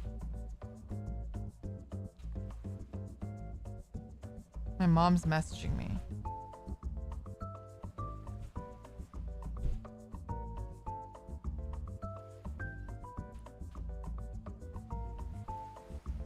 It was a sign. I like themed bars in Japan though. I do. I wish I could go to Japan to just go to all the themed bars and cafes. I'd do it. But I also get nervous when they like talk to me. Not just because of language barrier, but because I'm a nervous person. Like, even maid cafes. I fucking love going to maid cafes. But I always get so, like, nervous to talk to the maids. And, like, I think I told you guys this before, but I used to... My favorite themed cafe was, the Akihabara Backstage Pass. It was an idol-themed cafe. And basically, if you went there, you would get points. And with the points... you could vote for your favorite idol maid girl, and then you would you can vote, and whoever gets the top vote of the next album gets to be the center and gets to be like on the cover of the album. It was great. But they shut down. They shut down a while ago, so I will never go there again, which is really sad. But it was really nice because every time I went, the girls were really, really cute and they were very sweet. And I remember one time there was a girl that liked Kamen Rider. So she and I got along very well. We would just like chat about Kamen Rider. It was very fun and very cute. And also all their music was good because it was actually produced by Sunku. An actual god. A god amongst men. I love Sunku music. Thoughts on Geats? I haven't finished Geats, so I'm not gonna give any thoughts, but I do like Geats a lot, and he's probably one of my favorite main writers that I've seen in a very long time. Yeah, if you're not familiar with Sunku, he is the producer behind like all of Morning Musume's music. So many writer shows now. Any decent place to watch them with subs? Legally? I don't know. Legally, the only one that I know that you can get is Amazon. Buying the DVD, Blu-ray DVD of 01 on Amazon. That is the only one that I can think of legally that you can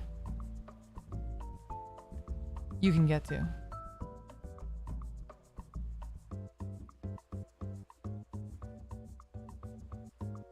Yeah, that's why Sunku was producing for Maid Cafe. It was just so good.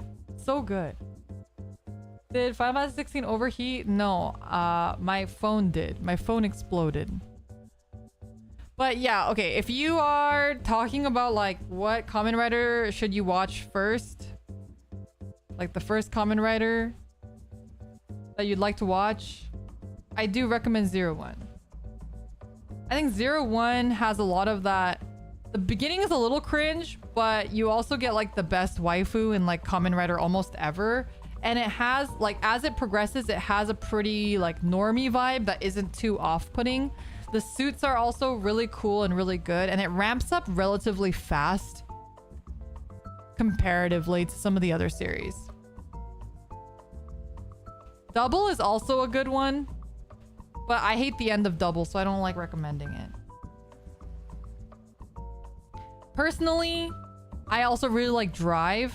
I feel like Drive also has a lot of normie vibes, but Drive, the suits can be a little off-putting, and I think Drive takes a little while to ramp up, but I still think it's a pretty good starter Kamen Rider. 01 starting was kind of boring for you. Yeah, I think it... But 01 ramps up pretty fast. Like, I would say 01, the first, like, 5 episodes are kind of, like, slow, but it ramps up pretty fast. Like, I think something like Geats can be a little bit overwhelming if you haven't really watched Kamen Rider before. Your first was Decade? Oh, God. That's the first one. That's a hard one to do first. X8 I don't think is a good first one. I think X8 feels really niche. And X8 does ramp up really fast, which makes it kind of interesting, but it also has like the worst suit design in history. So I don't like X8. Also, what they did to Laser, I will never forgive them for. You mean Drive takes a while to get into top gear? I forget what he says. I was gonna quote him, but I forgot it. What is the one that you hated? Ghost? Yeah. Ghosto! Yeah, Ghost sucked. Ghost also had the debuff of having actors that couldn't act for shit. Like, the actors were just bad at acting. There was a fan rule that the better the suit, the worse the show, so XA should be amazing. That was true for Ghost. That was definitely true for Ghost. Ghost had one of the best suit designs, period. In fact, I was actually in Japan when Ghost was just about to air, so I took a picture with the Ghost suit actor. But I look fucking disgusting in that photo. I don't know where it is. I don't know where that photo is anymore. But that was a good photo. Build is your personal favorite? Build is a good one too. I think if you like Gundam, if you like Gundam, Build is a great first Kamen Rider. But Build can get very overwhelming if you're not really good with keeping up with politics. Build is very heavy on the political. What did I just walk into? We're talking about Kamen Rider. Well, I love Gundam, so that makes sense. Yeah, Build is great. I love Build. Which is the fruit Kamen Rider? That's Gaim. Fuck Gaim. I mean, yeah. No, I said what I said. I said what I said. I really don't like Gaim, but I respect it. If you like Gaim, you know, I'm happy for you. Why do you hate Gaim so much? I think I just okay. I just have a grudge. I also don't like that Madoka and Gaim are the exact same story. Like, it just feels so like... I was also annoyed at Madoka, and I watched Gaim later. So when I watched Gaim, I was like, oh no. It's Madoka 2.0. Griff Seed is suffering. Good old Uro Butcher. Yeah. What was the Fate series he wrote? That one wasn't bad. I didn't finish it, but I don't think that one was that awful. Fate Zero, that's what it was. I think Fate Zero wasn't bad, but I didn't finish it, so I can't say. Maybe it ends in the same way. Spoilers. Maybe it ends with the main character becoming a god and then wishing that nobody else was the... God damn. I can't... The ending of Gaim made me actually, like, so angry. Which is pretty surprising because actually, like, there were parts of Gaim that I did really like. And a lot of the concepts I did really like, too. I liked all of Michi's arc, even though I know everyone hates Michi. But I also liked Sayaka in Madoka, so that makes sense because Michi is basically Sayaka. They're basically the same character, except Michi gets to live a little bit longer. You feel so bad for Baron? Baron was a great character. Also a great actor as well. So yeah, I don't know. I remember when they did street dancing. Okay, that was also very weird. A bad show showing glimmers of what it could be is the worst. I think that's how I felt with Gaim. But like, it just... There were so many things that could have made it better, but they didn't. And then everyone having like the biggest boner for what's her name? I'm already forgetting her name. The girl. She's like the only girl. I thought that whole thing was really annoying too. Sakura? I don't think her name was Sakura. She clearly wasn't important. She wasn't important, yet the entire series revolved around her. Yes, Mai drove me apeshit. She's like, not only is everyone in love with her and you just cannot comprehend why, but she also is just like, she's like a one of those horror movie protagonists where everyone says, hey, don't go down that hallway. And then she's like, okay, time to go down this fucking hallway that everyone told me not to go down. Just drove me crazy. She literally, yeah, like she like didn't do much. She just like existed and then everyone was in love with her, and then anytime she did do something, it was the exact opposite of what everyone told her to do. Drove me absolutely insane. Just very unlikable character. And then you're supposed to believe that everyone's in love with her. Yeah. Definitely my least favorite Kamen Rider, like, female protagonist. There's so many good ones, and she was not one of them. Definitely not one of them. Serby! Thank you so much for the raid! Welcome, raiders! I hope you guys had a good stream. Welcome, sinners. We're just talking about Kamen Rider. How was Resident Evil 4? Hello, hello. Raiders for Rider Talk. True. Yeah. Anyway, my sucked. Which sucked because I did like a lot of the Kamen Rider Gaim, right? Like main writers and stuff. Who has your favorite henshin pose? That's a Good question. I really like Geats, but I'm also biased because I just think Geats has like the sexiest suit ever. You lost your daddy! Is he dead? Is daddy dead?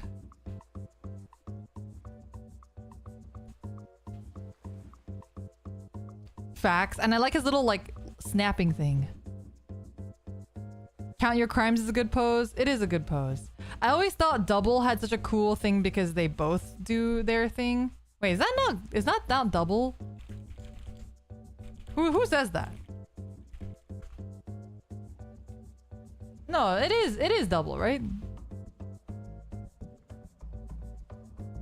Geats just drips swag. He really does. It is double. Okay, yeah.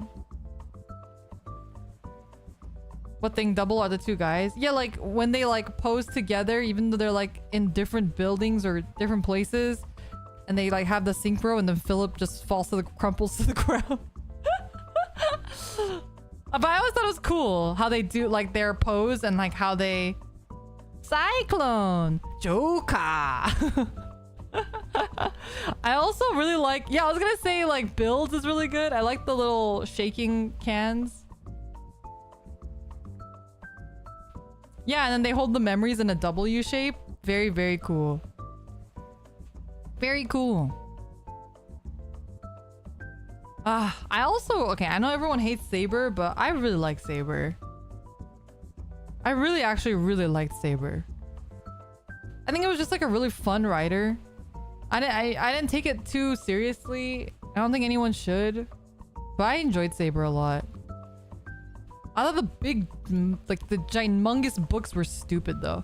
Zeo, I did not like Zeo. Actually, in fact, I like hated Zeo. I really disliked the main character. The main rider was irredeemable to me. The main rider was literally irredeemable. He was just... Not only was he a bad actor, but like his character just drove me absolutely crazy. Just so unrelatable and so fake. Saber's decent, but had to suffer through the pandemic. Yeah, I liked Saber. I like Blade a lot. Blades. I really wanted to like Espada more, but... And I thought it was cool that he got the whole dramatic thing where he turns into like his dad, basically. But... I felt like they kind of did him dirty. They did him really dirty. Anyway, I love Kamen Rider. I really should catch up on Geats. I also need to catch up on Precure. I started watching the new one, the Sky... whatever, Precure. The character design for that is like really, really, really one of my favorite Precure character designs, so I really do want to watch more of it. You haven't watched Precure since Sweet? I love Sweet! Sweet is so good. They never gave Espada an ultimate form in the main series and had to cut it to a movie. Oh, I didn't even know he got one later. Best Kamen Rider dad? Best Kamen Rider dad. Oh boy. Is there one?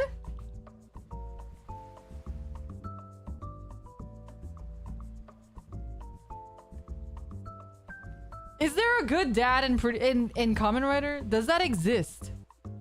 I feel like most of them either don't have a dad or have a shit dad. Oh, Revice dad. Yeah. Revice does have a good dad. Well, they have a good family in general.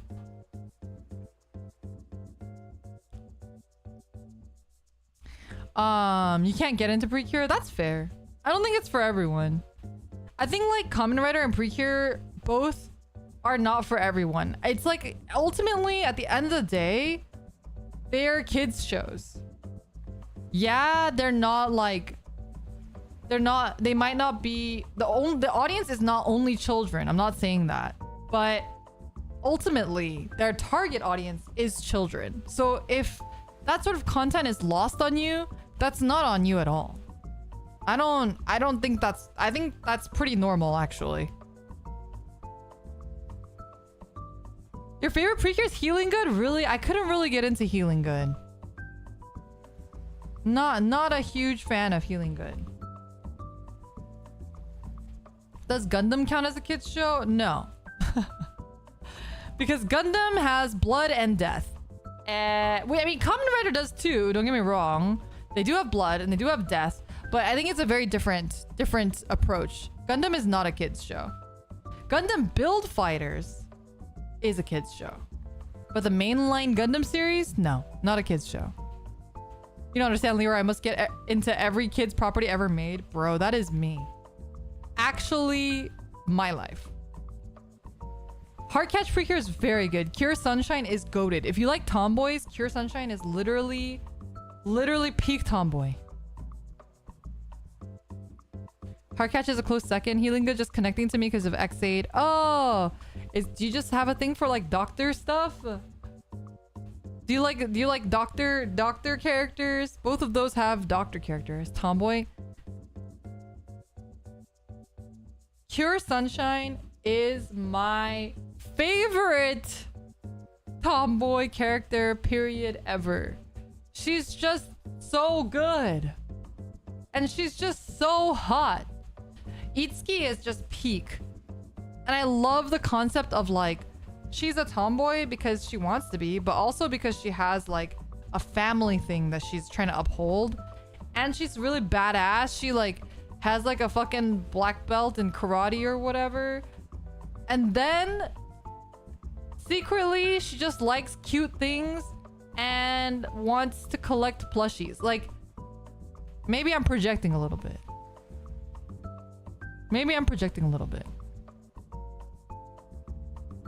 Go with the mindset of Saturday morning cartoons. Yeah, it is very. They are Saturday. They're Japanese Saturday morning cartoons. You've only seen some clips of Hugto.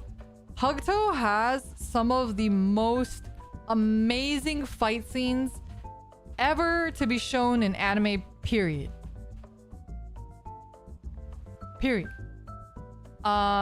Really, some of my absolutely favorite anime fight scenes ever. Does she wear a dress and get flustered? She does, but she also has like a whole awakening of like, maybe this is what I want. Maybe it's okay for me to wear. It's like just so good, so pure, so cute, but she also still embraces like the tomboy aspect of herself. It's just very well done, very wholesome, very three-dimensional. Yeah. Very cute.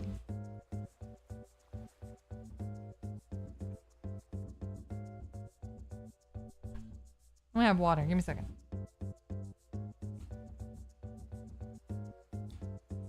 Ah.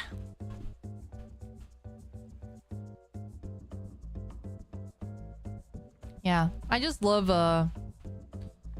I think it's because a lot of kids shows for me are also like easy to process. It's like easy watching, so it's easy for me to just like turn it on and like watch it while doing other stuff. Like sometimes I'll do my Star Rail dailies while I have it on.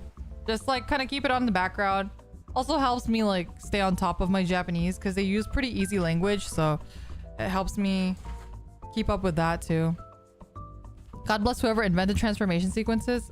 Hell yeah. Hell yeah. I thought it was funny that in... What was I watching? I think it's Shadowverse? Shadowverse has like a weird... Shadowverse has like a weird henshin sequence, but they don't actually transform. But they have like a pose and everything. It's very interesting. I think they were definitely trying to target that sort of like audience of like kids who are into like Kamen Rider and stuff.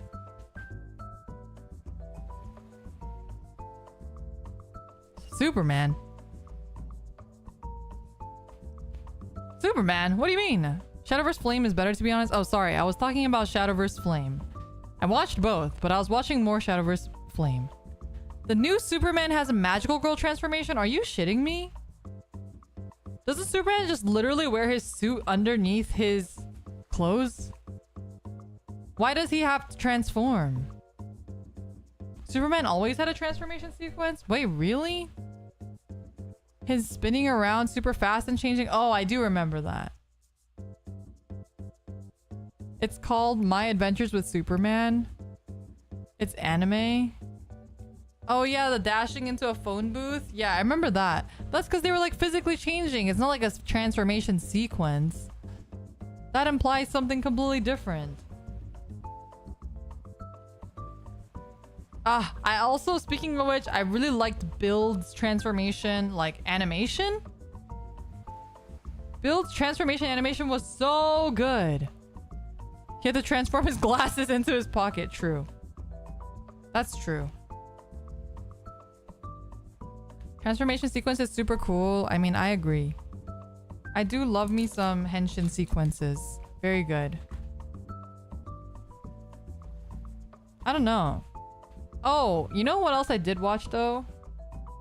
I watched that new vending machine anime. Just because, like, for the lulz. And it was so bad! Did you guys watch it? It was actually objectively just bad. It wasn't even like... I can't even do a Leo rant on it. That's how bad it was. It was so bad that it's like not even funny. A generic isekai's bag, you don't say? Well, I thought it would be a little bit less generic because the thing was he turned into a vending machine. I thought that was an interesting concept. Half the... I'm not even joking you. Half the anime, there's like nothing. It's just like him talking in his own head. Or him just sitting there. I read the book as a part of a book club and it was the worst thing I've ever actually read. I can't believe the book is just as bad as the fucking anime. It's crazy because I feel like the concept is very interesting, right? Oh, a guy turned into a vending machine. But half the time he just talks about how obsessed he is with vending machines. He's like a vending machine otaku. And I'm like, this is the most boring shit I've heard in my life. And it's just like, the author is probably some weird vending machine otaku himself. And it's like a self-insert. He like just geeks out about vending machine functions. Like, I don't know. It's just a bad show. I like thought it would be like funny or like comedic. The book is half about him choosing things to stock as his vending machine. That's literally the anime.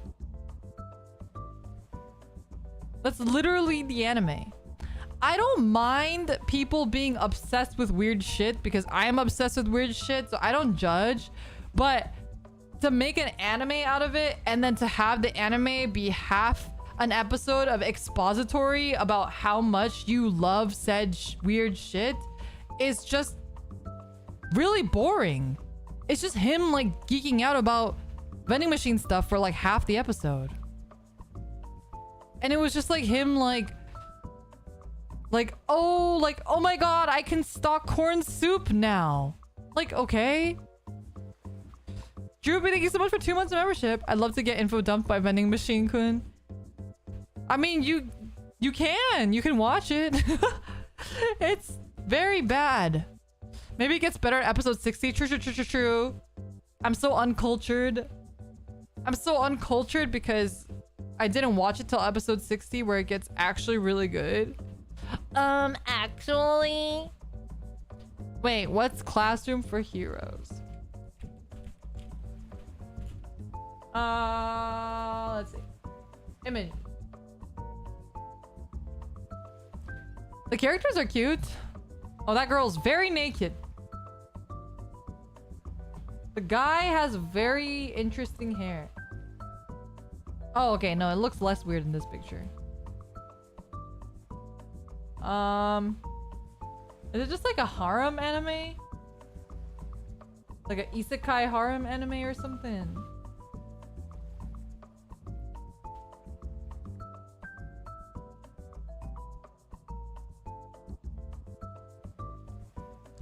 I don't know. I feel like I'm now too old for harem anime. I'm too old for harem anime now.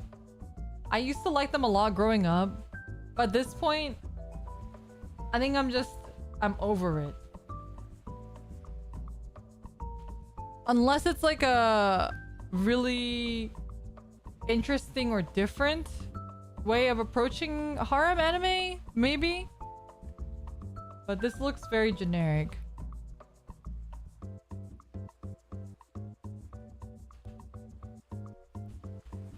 I have an isekai idea. MC is in a harem game and continues from game over. So that's like an entire genre actually, especially for girls. There's a trope called the Villainess trope, and there's like a billion manga in the Villainess trope, and it's basically that, except they're the villain. But it's kind of a similar thing. Would you ever do a fighting game stream? Things are picking up for SF6 in the coming months. I am not good at fighting games. Not good. Just really bad at them actually. I feel like fighting games require a lot of memorization. So memorization with combos, memorization with enemy abilities and combos, kind of finding timing on like when the enemy, and there's a lot of math involved in fighting games, and I think my brain is just too small for math.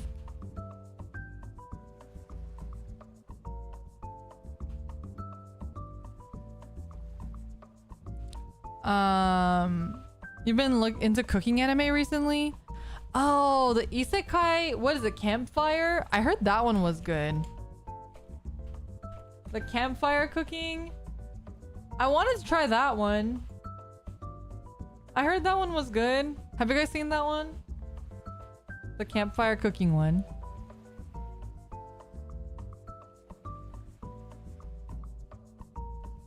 The only good harem is 100 girlfriends who really love you. Wait, I think you guys have mentioned that one to me before. Have I read this? No. The art style's cute.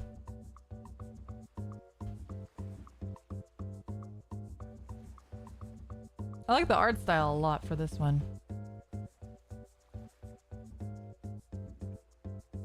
Campfire is really good. And you really enjoyed it. Very good series. Dungeon in Delicious soon? Is this like... Is cooking isekai anime a new trend or something? Delicious in Dungeon. What is this? The art style is very different. Reminds me of like old school art. But like it's very well done. Ah. Restaurant to another world.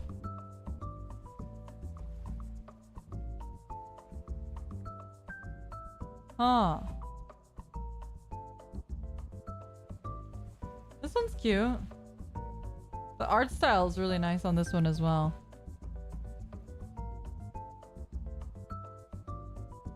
It's all just like... I guess this is a new genre. Oh, fuck. I can't look at this. I get hungry. I just ate, and looking at this makes me hungry. Online shop skill?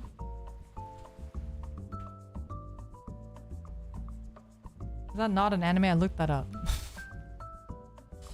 Dungeon Meshi? I'm just looking at all these. Oh, that one's Delicious in Dungeon. I see. Tansanamnyo Jungno-chan, thank you so much for 2 months of membership. Friendship with money during 2 months. Thank you, thank you. I appreciate that. Thank you.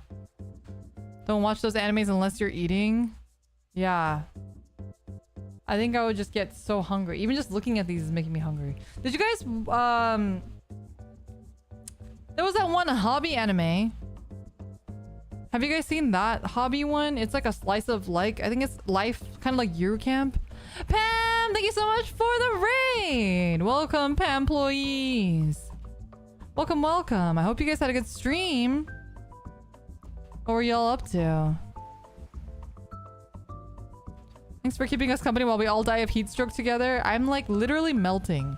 I am very close. I'm on my way to becoming a full puddle right now. It is very, very, very hot. Just started Heavensward in 14. Oh, nice. How are you liking it? Is it your first time playing the story in 14? I forget where I got to. I don't know if I got to Heaven's Ward. I played 14 until that part where the guy almost drops a baby off the bridge. That's all I remember. You love the music? Yeah, the music's so good. Wait, Pam also does flute streams. If you guys are interested, she does like flute music streams. Sometimes she does Final Fantasy music as well. Yeah, definitely check her out if you haven't already. She's not there yet. Oh, okay. I guess I passed that. That's post Heaven's Ward? Okay. That was where I stopped. And then that in-between, the in-between patches of that was really long and I just couldn't get through it. And that's when I stopped playing 14. I felt like the story was like finally amping up around there too. And I was like pretty interested in that whole arc. But yeah, also subscription-based stuff. I cry. My wallet cries. My roommate is really, really into Final Fantasy 14 though. She really likes like base building and stuff. She's really into decorating her house. I feel like she just spends all day long decorating her house. Oh, my eyes are so dry.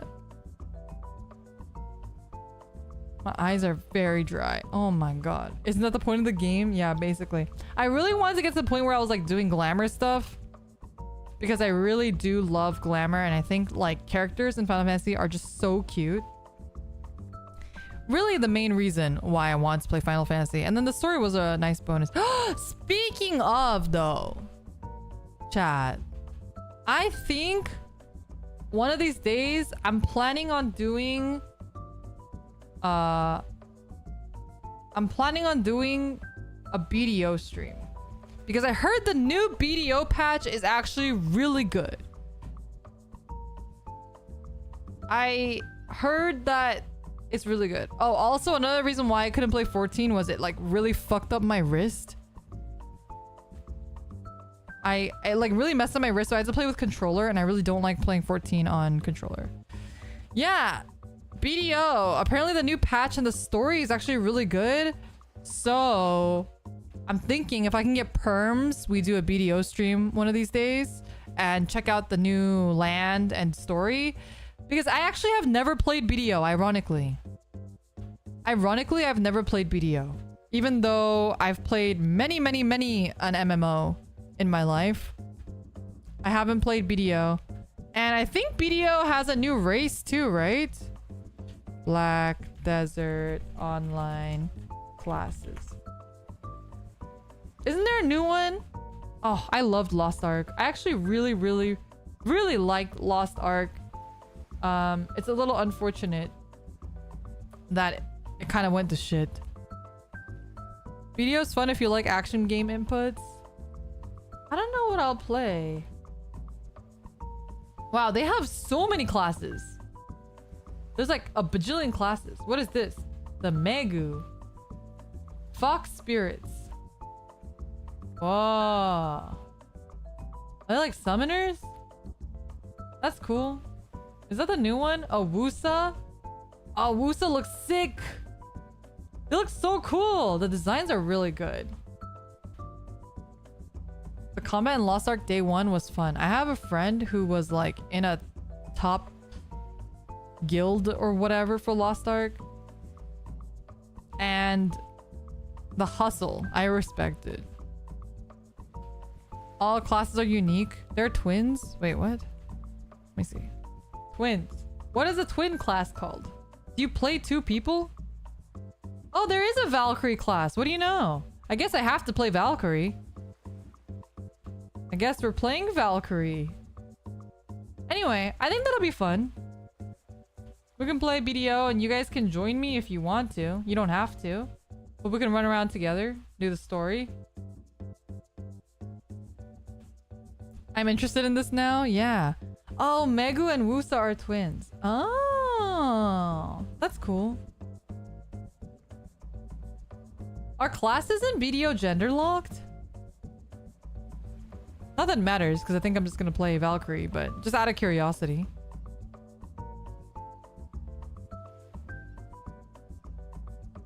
Is it like what MapleStory is now, where some of them are characters and some of them are classes?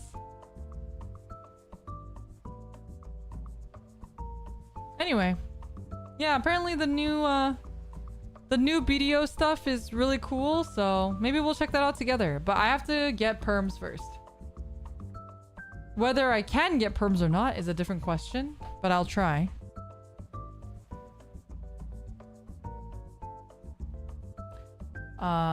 I also like installed MapleStory and I was like kind of noodling around in it the other day. Kind of want to play MapleStory. Oh, like Archer and Ranger are the same technically, but they're gender locked and otherwise play quite differently. Oh, interesting. Interesting. Well, this should be fun. And it'll be fun to like get through the story and stuff. Don't play MapleStory. What's wrong? MapleStory! MapleStory's great. I love MapleStory. It's kind of interesting how they took like the characters, like the classes are just characters now, and they have like their own actual character stories and stuff. So that's like pretty cool. I also just like the way characters look in MapleStory. It's the devil. I mean, you're not wrong. I feel like MapleStory is pretty rough. L-Sword, yeah, they also do. They do character based, but there's no customization in L-Sword, which is why I never played it. Well, I did play it, and then I just didn't play it much longer because I realized that there was no character customization. Shame MapleStory 2 died. I was watching this like breakdown that somebody was doing about like why the game didn't succeed and stuff, and I was like, you know what? I guess I'm glad it didn't succeed. It didn't deserve to live. It didn't deserve to live with all the shit that they were doing with it. You know what I mean? RO2 was a flop. Yeah. And then there was also that, what was it? Tree of Savior that they tried to make instead. It's just like people being freaking greedy.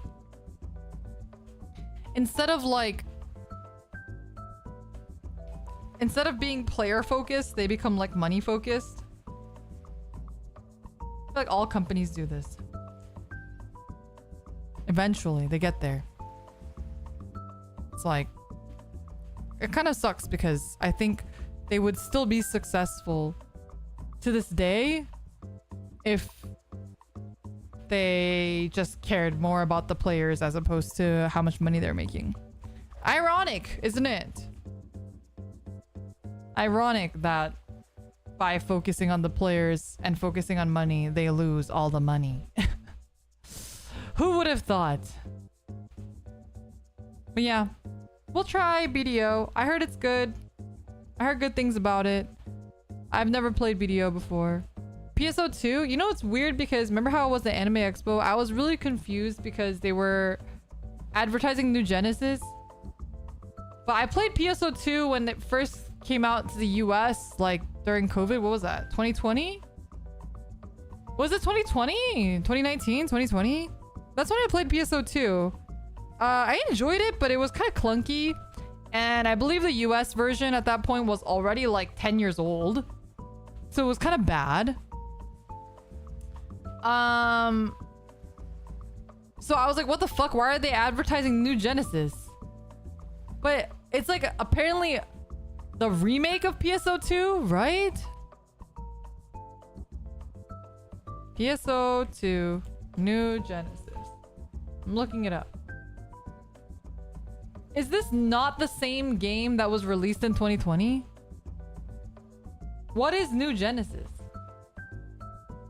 What's... It's a whole different game?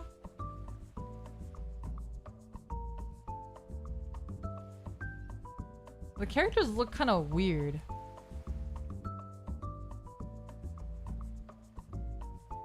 Oh, it got Realm Reborn. Well, that's a good thing, isn't it? Oh, wait. Okay, whoa. Fujo Pal told me about this. But she told me that New Genesis, I'm remembering now. She said it's basically Genshin. She said it's not PSO, it's just Genshin. And that's why she didn't like it, because she was a huge PSO fan. But it's like Genshin but bad, is what she told me. I'm remembering now. It's all coming back to me.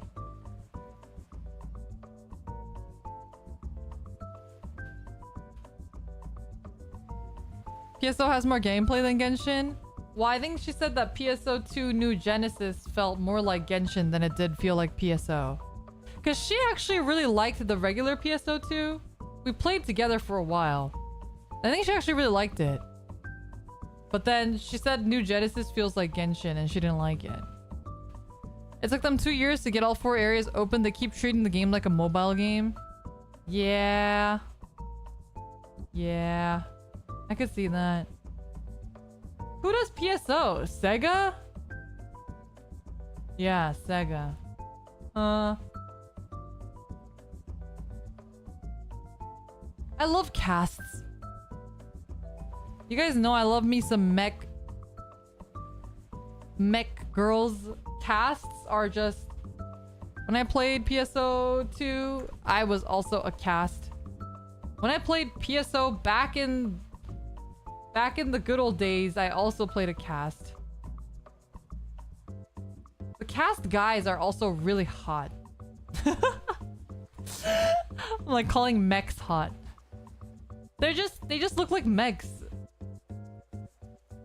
I love that I know this is a controversial statement, but I love that the girl casts just look like waifus and the guy casts just look like mechs. I love that. It was made for me. The two genders, girl and mech. I fucking love Custom Robo. Is Custom Robo the one that had like the magical girl with the pink wand? Oh no. I'm thinking of a different one, but I also loved Custom Robo. Holy shit. Wait. I forgot about this game. Oh shit.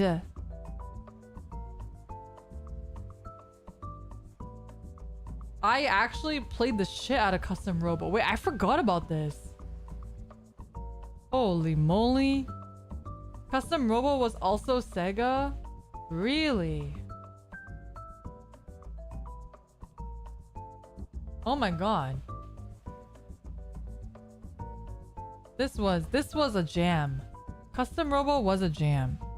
What's the game I was thinking of though? It was a arcade game. And oh, Virtual On. You're right. Right. That's what I was thinking of. I think one time, because I really like the magical girl character in that, I think I saw that they were selling a kit of her. Right? I think one exists. Fei Yen, yeah. Oh shit. This game was my jam. Wait, is there a kit? There is. Scale model kit. Oh shit. Can I buy it? Is it available?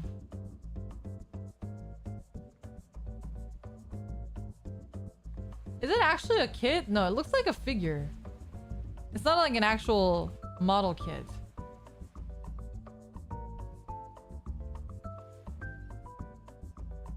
Ah. Fei Yen was the best. Oh my god, I forgot about Virtual On. This is the one I was thinking of. Wait, there's a Fei Yen card sleeves? Wait, why does this exist? I don't know why, but I love it. It was made for me specifically. There's card sleeves. Who else would buy Fei Yen card sleeves but literally me? There's a deck box? I genuinely don't know who else this is for besides me. This came out in 2015. Oh shit. It's been too long. Maeve! Let me add you. Welcome, welcome. You've been looking for an hour and you forgot you were allowed to type? Hello! My star-crossed lover. We're lovers, but we can never be together because we're both bottoms. Can someone make that but they were both bottoms meme? Can someone make that but Photoshop me and Maeve's face on there? Please? I would do it myself if I wasn't streaming. They don't know I'm a bottom yet. Now they do. Now they do. Okay, wait, but how do I get this? Okay, is there a Fei Yen figure model kit, chat? Chat, answer me. Or is it just a figurine? Is there an actual kit?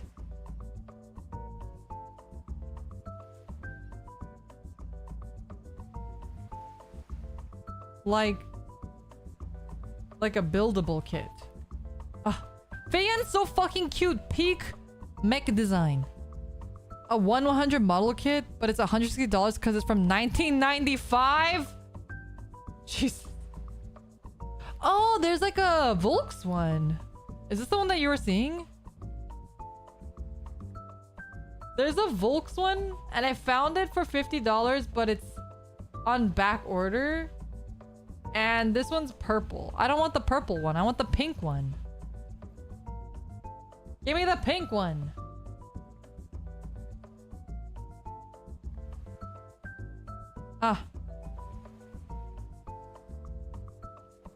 Sorry. Now I'm just obsessed with trying to get this stupid kit. This one released in 2010.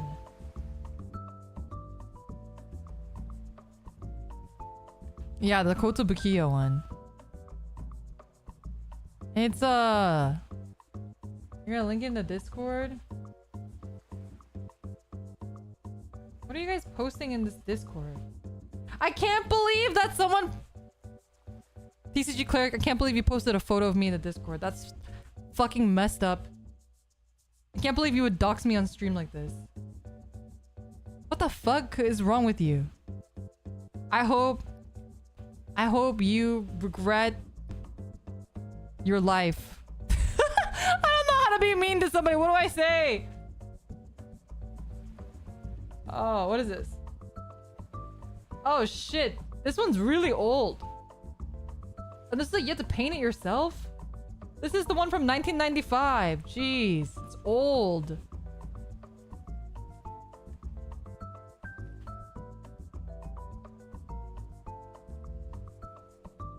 You guys chat too much in here. I can't catch up. Anyway, Virtual On's great. I love Virtual On.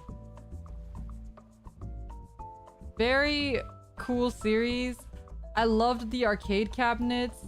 Very, very, very cool. Did they ever have like a home version of Virtual On?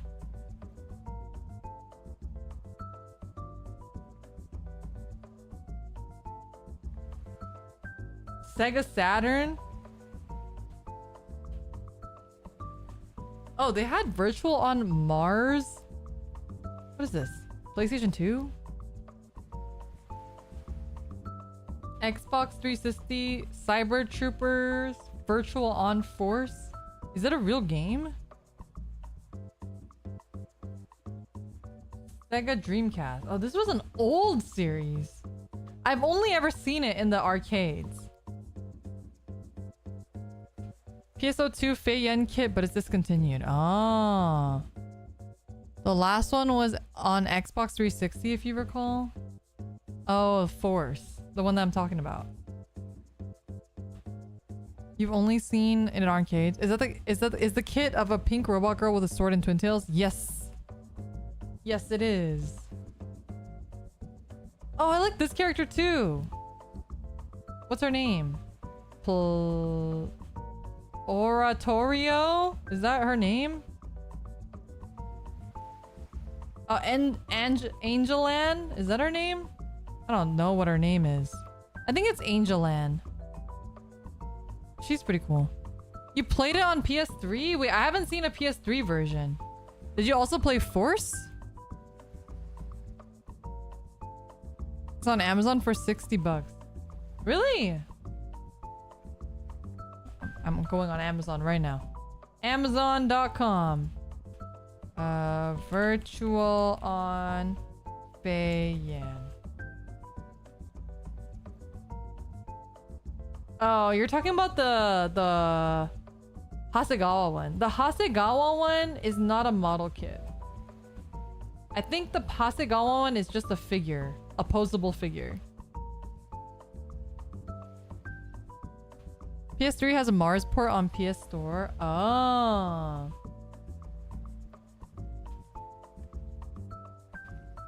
It's a model kit? Wait, are you sure?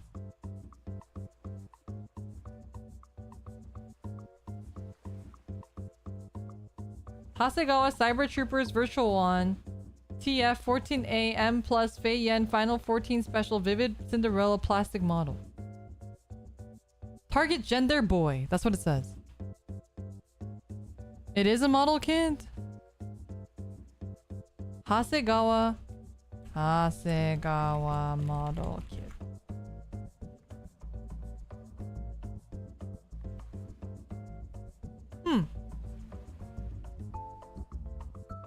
What's the wait, Hasegawa Virtual On. There's an assembly manual? Really? I guess the one I'm looking at, oh. Are we looking at the same one? Althros just sent the that one is the that's the one I was looking at earlier too, but I think the Kotobukiya one, first of all, it's not available. But I don't think that one's a model kit. Is it? It looks too clean to be a model kit. Oh. Oh shit, this looks crazy. Look at this assembly manual. What is this manual? Holy shit. Oh, do I buy this? Oh, I kind of want it. I kind of want it.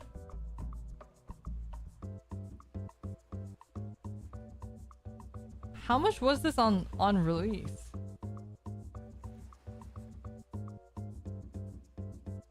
Was this like 30 bucks at release? It was. It was like 30, 40 bucks at release. And now everyone's selling it for like 60 or like 100. Are we FinDoming Leora? I'm not giving you money. But I mean, okay. The thing is, if I get a job, I can buy whatever the fuck I want. So, you know, I'm just putting it on my mental list of things that I potentially will buy once I get a job. Man, their regular, like their quote-unquote male model kits too are also just really cool. Very slick. Just the design is absolutely chef's kiss.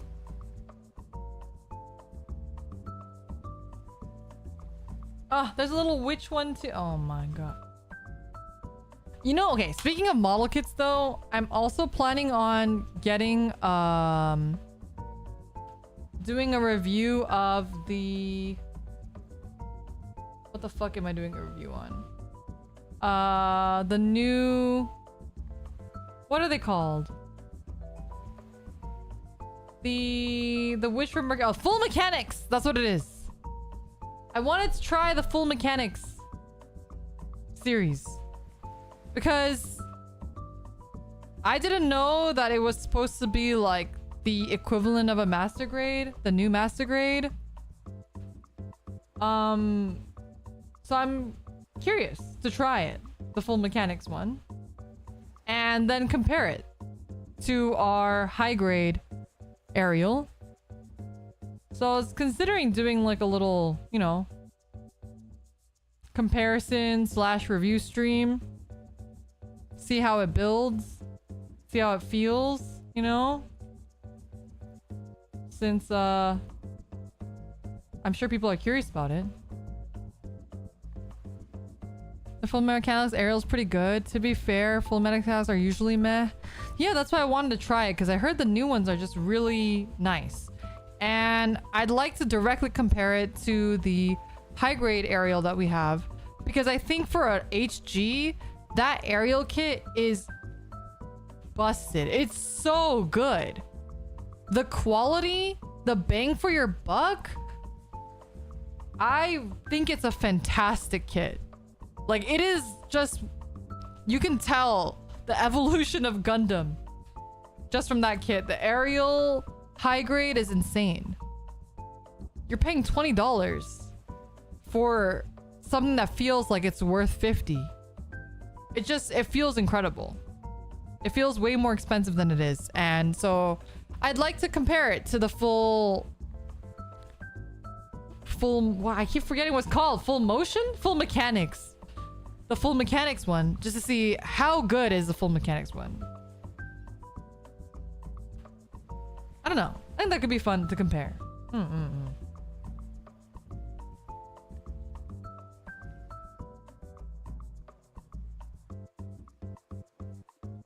Sorry, I'm gonna have some water.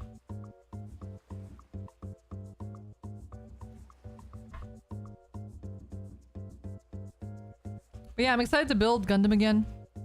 I do want to finish my Liger Zero. But probably, I think next we'll do the Librisu. The Lifrith. And then we'll get to the Zoids. Because I haven't done a Gundam in a while.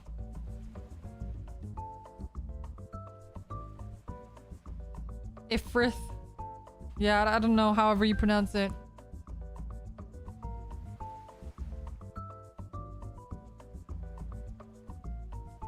You put together, you put a quick throw, did a quick throw together?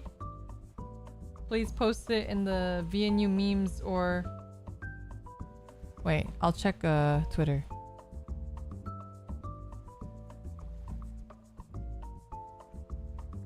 Power button life finds a way.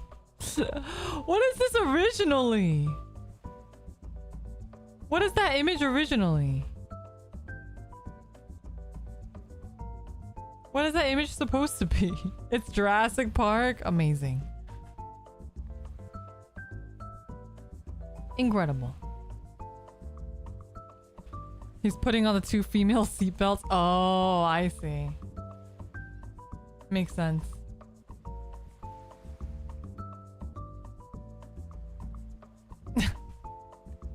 I haven't seen any of the new Jurassic Parks. I heard that latest new one was good, right? I did finally watch the Mario movie. Finally.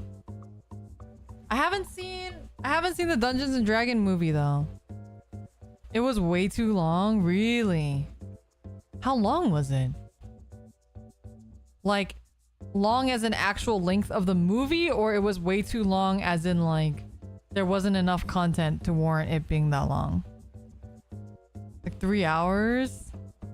Barbie this weekend? Wait, Barbie hasn't come out yet? I thought it was already out. This whole time I thought it was already out. It's not out? D&D movie was hilarious. Welcome to all audience, even those without any background. Yeah, I want to watch it.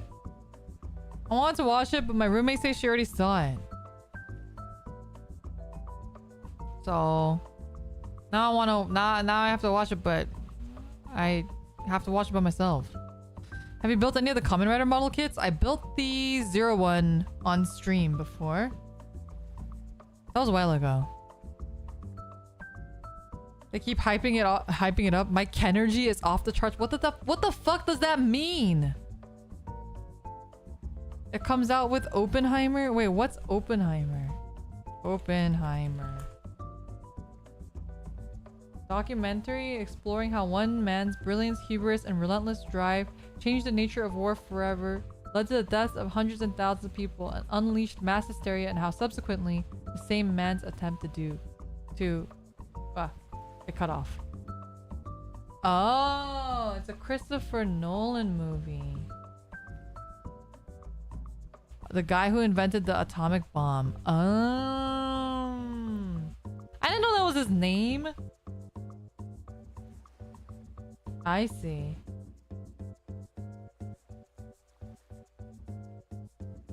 Huh. Interesting that Christopher Nolan is directing it. Surreal to think about? Yeah. I feel like these kind of movies give me freaking anxiety though.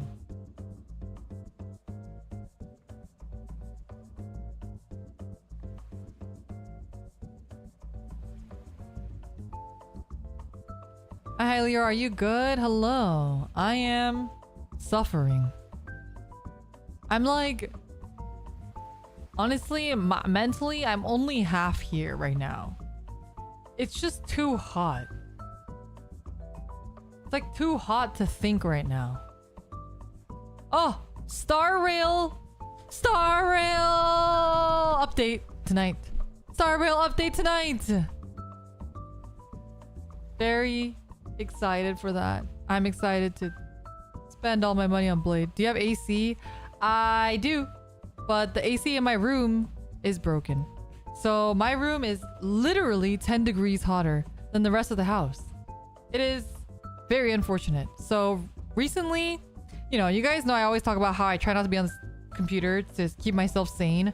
I think another reason is if I'm on the computer, I will actually die of like heat exhaustion. So I'm not in my room. Well, my bedroom is okay. It's just my streaming, my office. Do you remember the anime you were talking about hobbies or something? What was it? It's an anime. It's a slice of life anime about like girls that, what do they do? Make paper crafts? I didn't watch it. I've been meaning to watch it and I kept forgetting. Chat. What is it that I'm talking about? You guys know. Slice of life anime. Girls building. No, now it's just showing me girls with buildings. No. Oh, it's the DIY one. It's called Do It Yourself. I found it. It actually came up. I literally just typed in Do It Yourself. That's probably a bad idea. Anime. There we go. This one! Yes! I was recommended this anime, and I've been meaning to watch it. And I just keep forgetting that it exists. But I really like the art style a lot. So I've really been meaning to watch this one. There's gonna be a drama? Oh. Is it a sequel to the Tim Allen sitcom? Shut up, chat! What is that? What is the meme from? I forget. Oh my god. Show's pretty cute. I enjoyed it. How did this go under my radar? Thank you for this. Glad I pressed for it. Yeah. I will also watch this. I haven't watched it yet. I need to watch it. I think my roommate would like this one too, so I just gotta like remember that it exists and then watch it.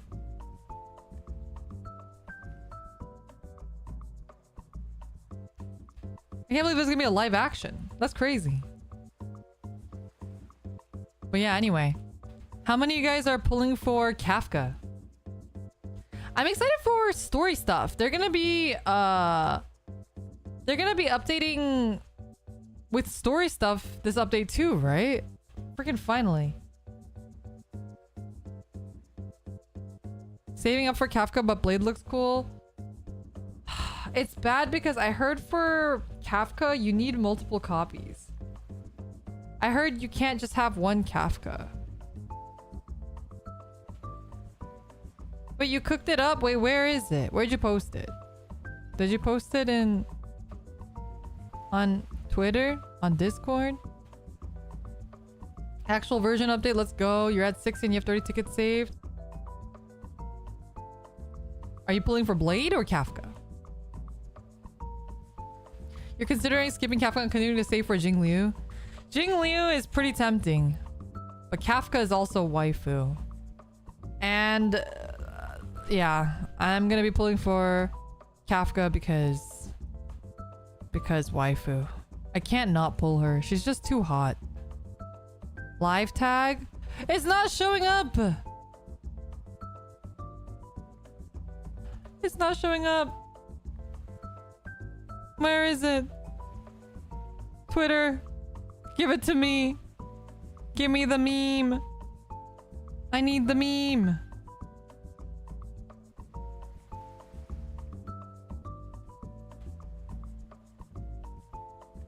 Oh, you posted it here. Okay. Thank you. Wait, did you post it on Twitter too? Can you post in... If you post on Twitter, can you just tag me so I can retweet you? If you don't have Twitter, I'll post it myself. Blade eats its own health for damage, so I'm not a fan of that playstyle. I think Blade works really well with Luocha for that reason. Works well with Luocha. But... yeah. I don't have Luocha, so I'm just gonna have to live with Blade hurting himself all the time.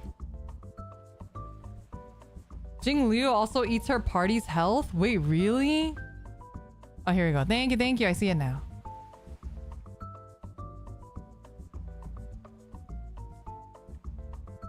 This is so good. I like that you made it black and white too. It looks so good. This is an incredible edit.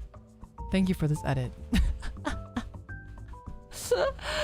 Thank you for this edit. This is so good. Okay, wait. I'll put it on stream. Give me a second.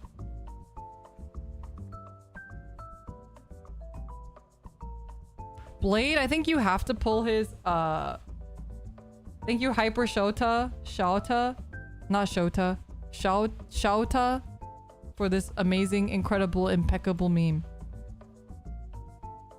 This is me and Maeve.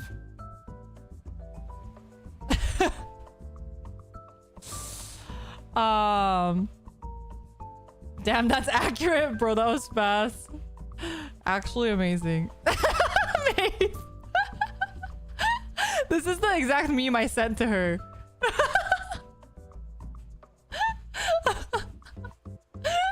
This is the meme I sent to her, so this is us. I received that meme day one. It's actually perfect. It's actually so good. The edit is beautiful too. Thank you for your hard work.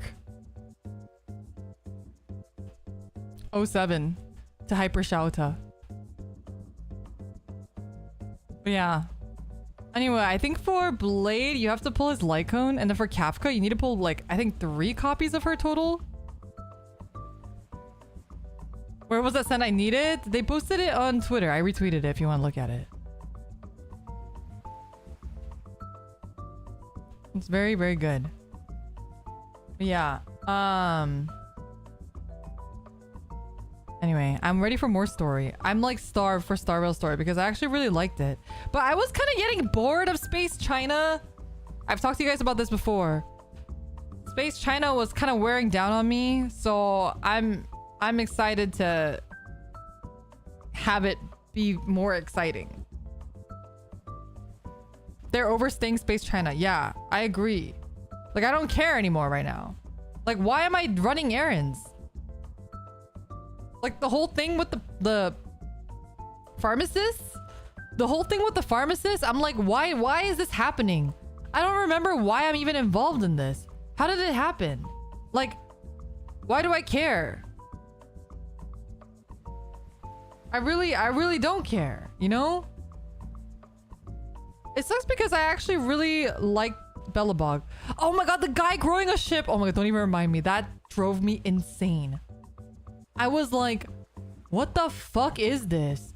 It was just like very weird how it felt like a weird love story. Like somebody on the team just really wanted to write, what is it called? You know, like when people write fictional science, pseudoscience. Pseudoscience. It was like they were just obsessed with the pseudoscience of it. And it was just like their weird love story to the pseudoscience. It was very weird. The Bellabog ending was good. All of the side quests in Bellabog were also really good. The Foxy and Beauty questline fucking sucked. It was like so stupid.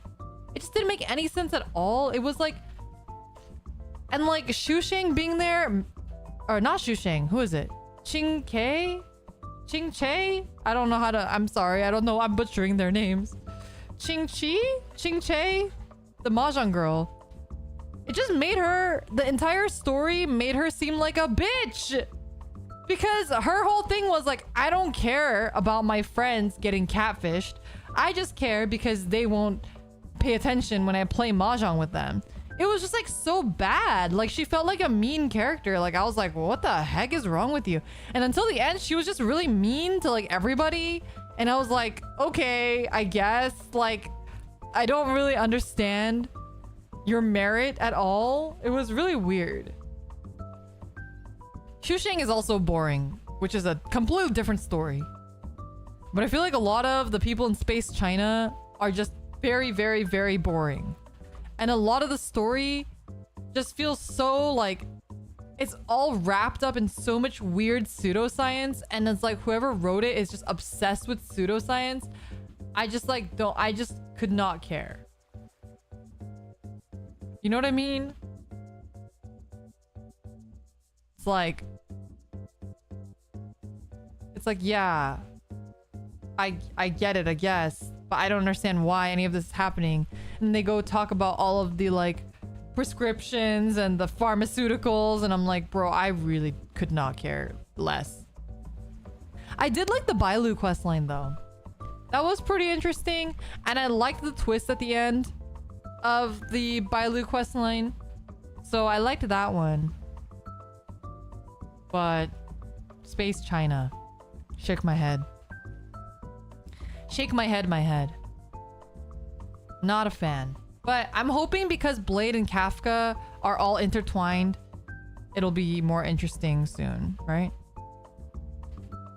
After on Fallout, all the heat got to me. Gonna be calling it here after the raid. See you soon. Thank you so much for stopping by. Stay cool.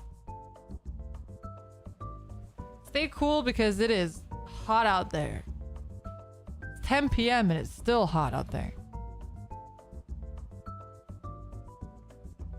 Also, Evil, thank you so much for the membership. Really appreciate it. Thank you, thank you.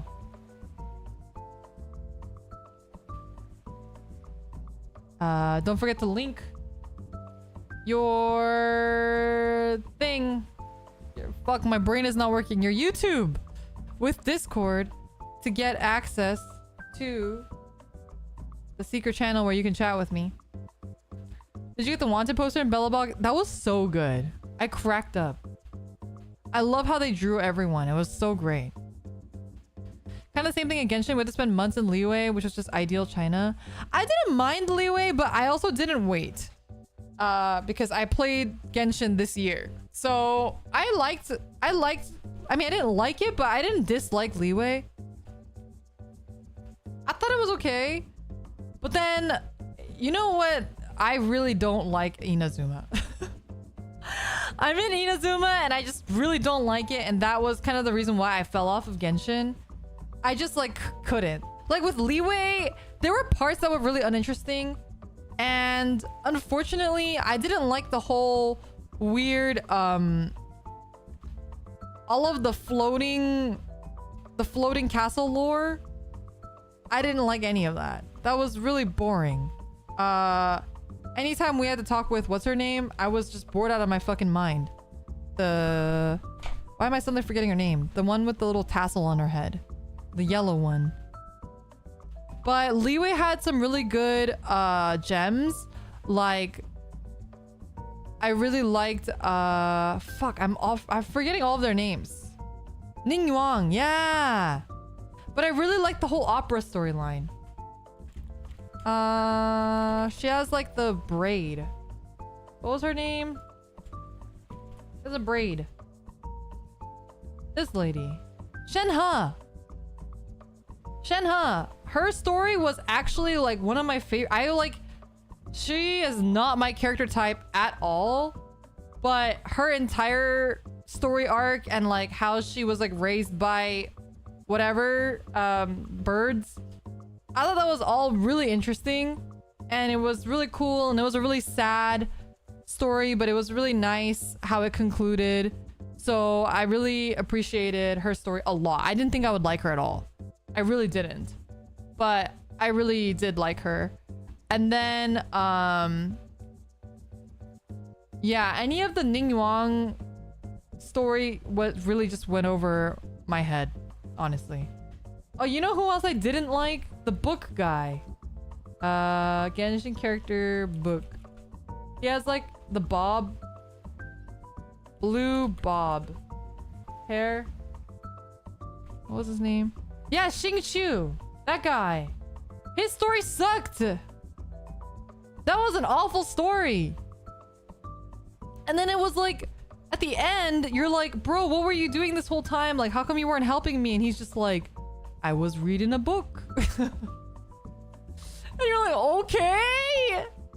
And he's like, by the way, I am like the heir to this martial arts thing. And I'm like, okay, no one cares. Can you be like useful? Or he doesn't even like talk to you that much. Yeah. I didn't really care for him very much. I really want to get through Inazuma because I heard what's Genshin India's name again? God, I can't play both of these games at the same time. There's too many names that I'm mixing in my brain. Sumeru. Yeah. I heard Sumeru's really good. And I got spoiled on some of the story, but I really am interested already. So I want to get to Sumeru, but I really don't want to get through Inazuma. And my roommate was telling me that she actually genuinely does not recommend wish Inazuma upon her worst enemy. She's like, I wouldn't wish that upon you. She's like, I want you to catch up to Genshin, but I literally wouldn't wish Inazuma upon anyone. It's just like so bad. It's also very sad. Yeah, that's what I heard. You got hella burnt out during Inazuma? Yeah, I bet, because Inazuma sucks. Not only does the story feel shitty, I mean, I guess like the whole idea, the concept, right, is that it's supposed to feel like hostile, like the place is hostile, the people are hostile. Like, I get that, but also like I need to want to play it. You know what I mean? I love how Sumeru looks, but damn, it seems like exploring it is a chore. It'll be a breeze compared to Inazuma, because Inazuma, you can't explore it even if you want to. Sumeru, I went there by accident because I was just trying to like farm stuff, and they do a lot of like the grappling hook stuff, and that was cool, but and it made it a lot easier to explore. Yeah,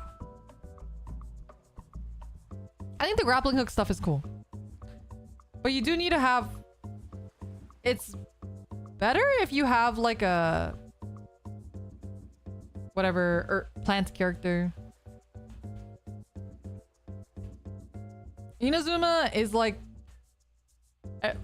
everyone's worst nightmare in an open world game. Dendro, that's right, Dendro.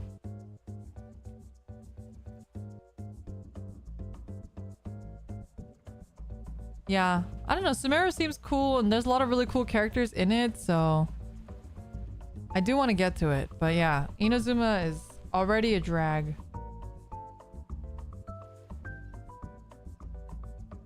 And right now I don't like Raiden Shogun. I know I'm supposed to like her eventually, but right now I don't like her. I'm upset at her. I'm angry. Have you seen the new Fatui member trailer? Yeah. Have you seen the tweet? Wait, let me get the tweet. my tweet that for some reason, not for some reason, but for a very obvious reason, it's making its rounds.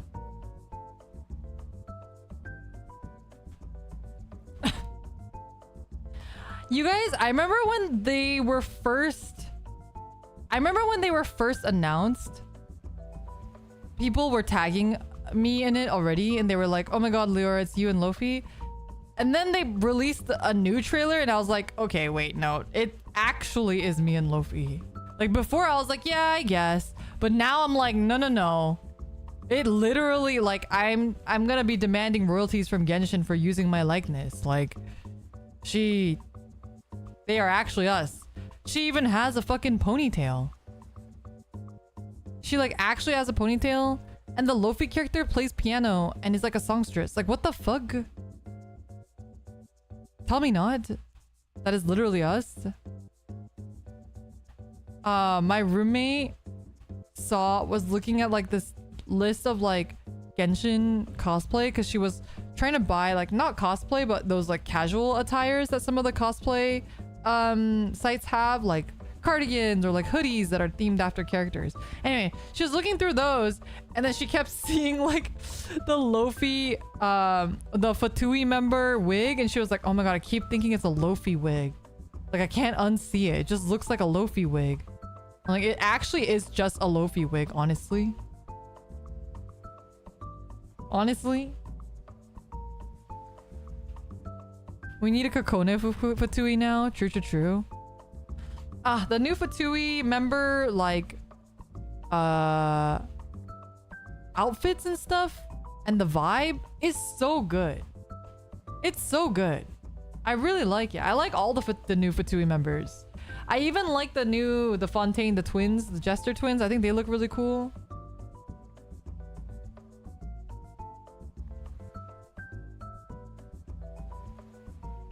Give me the old man. Is that the doctor? Doctore or whatever? I'm excited for whenever we get the Fatui with the robot. I hope she plays like Clara in Star Rail. I love Clara. Clara and Svarog are so cute, honestly. Honestly, so cute. There's like, anytime there's like cute,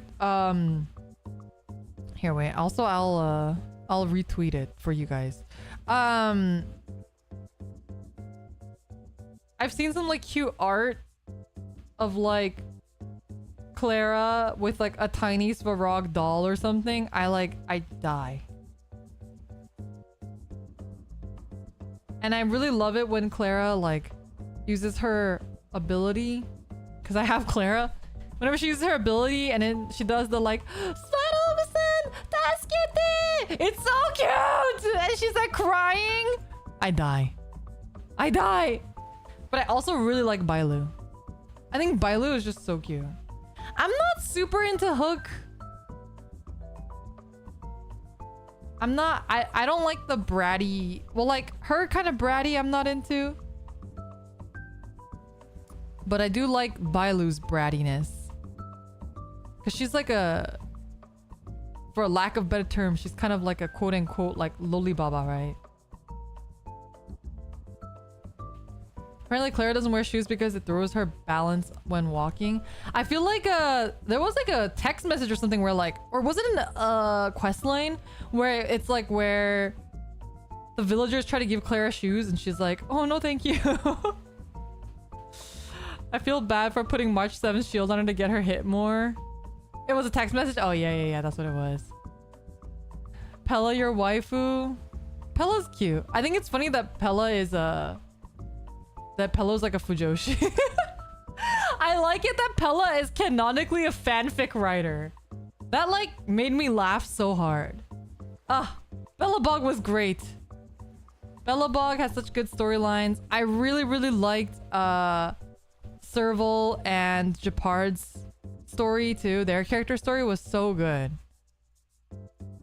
You only leveled up Herda for the Kuru Kuru. Have you seen that Herda like someone made like a Herda website of her Kuru Kuruing?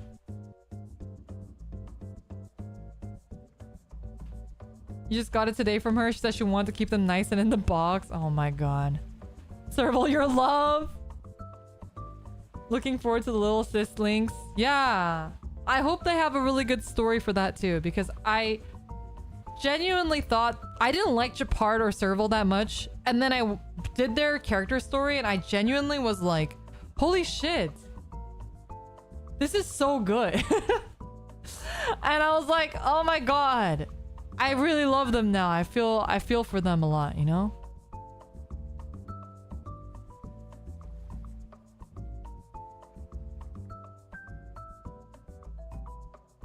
Thanks for retweeting my pics of you with Oshi Life. Genuinely appreciate it. No, thanks for taking those pics. I like that one Silvermane dude who was in love with Serval. Ah, oh, that storyline was really cute too. Like her old bandmate. That was really cute. You found Ian Japard voices Seiya in the new Saint Seiya dub? Okay. Which new Saint Seiya though? Because there was that one Netflix 3D Saint Seiya and that was fucking awful. I really liked Saint Seiya, the one that was done by the Heartcatch Precure person. Which one was that? Saint Seiya. Oh, Omega. Yeah. I really liked Saint Seiya Omega. That was the only Saint Seiya that I've seen, but I really liked it a lot. And also I'm biased because of the art style. And take a guess who my favorite character was. It's very easy. Ryuho was my favorite character, and he is best femboy. He's beautiful. I love him so much. He's just so wholesome and a little cinnamon roll. So good. I really wanted to like the girl more, but I remember what was her name? Yuna. Yeah, Yuna. But I remember being kind of annoyed with her for a lot of the time. She got better later, but Ryuho, he was great from the beginning till the end. He was just so beautiful. He could do no harm. Oh, Ryuho, peak character design. Peak character design. Very good. Yeah. Really liked that Saint Seiya. But I guess there's a new one? Is that what you're saying? A new Saint Seiya? I tried the Netflix one because I was like, oh, why not? But it was bad.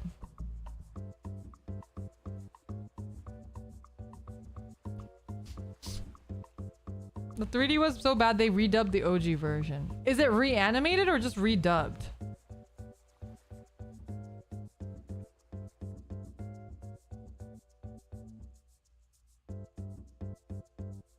Redubbed only. Oh. So it's just the regular one? Interesting. They're just redubbing it? That's so random. I don't get why people hated Omega. People hated Omega? I liked it. I mean, it was very like, I haven't seen Saint Seiya before Omega. So my only exposure to Saint Seiya was Omega. And to me, it felt very, you know, Precure, Monster of the Week, whatever it was, but with more of a tangential story, concrete storyline. So I didn't think it was a bad thing.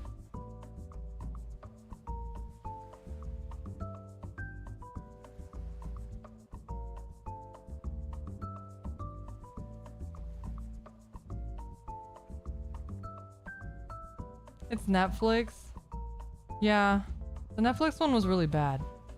It looked really bad too.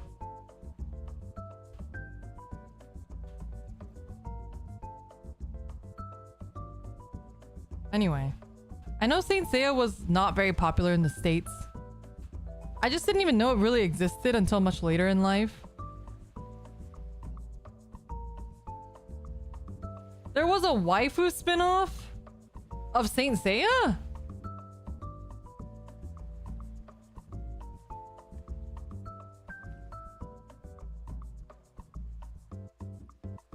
Santia, I'm looking it up.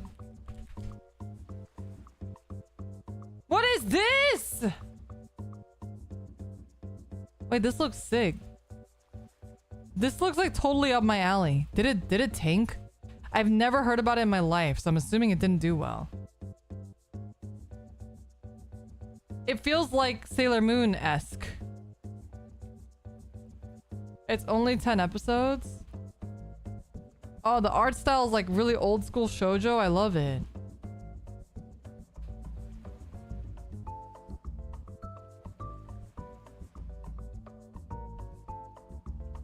Is it good though? Oh yeah, I know it was big in LATAM. I don't know why. Was it like dubbed or something in Spanish? Is that why?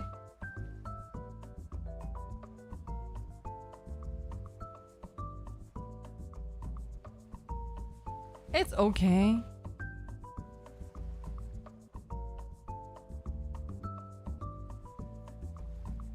There's a manga too.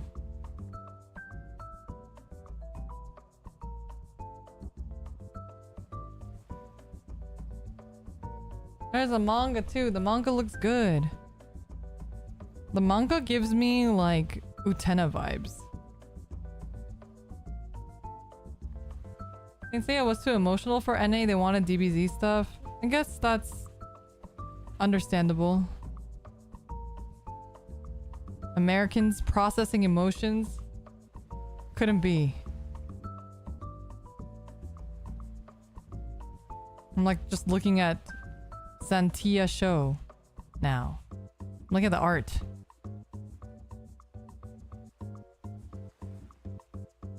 Lost Canvas? What's that? I need to finish Gridman too. Lost Canvas. Oh, it's another Saint Seiya series. Is this newer? It looks newer.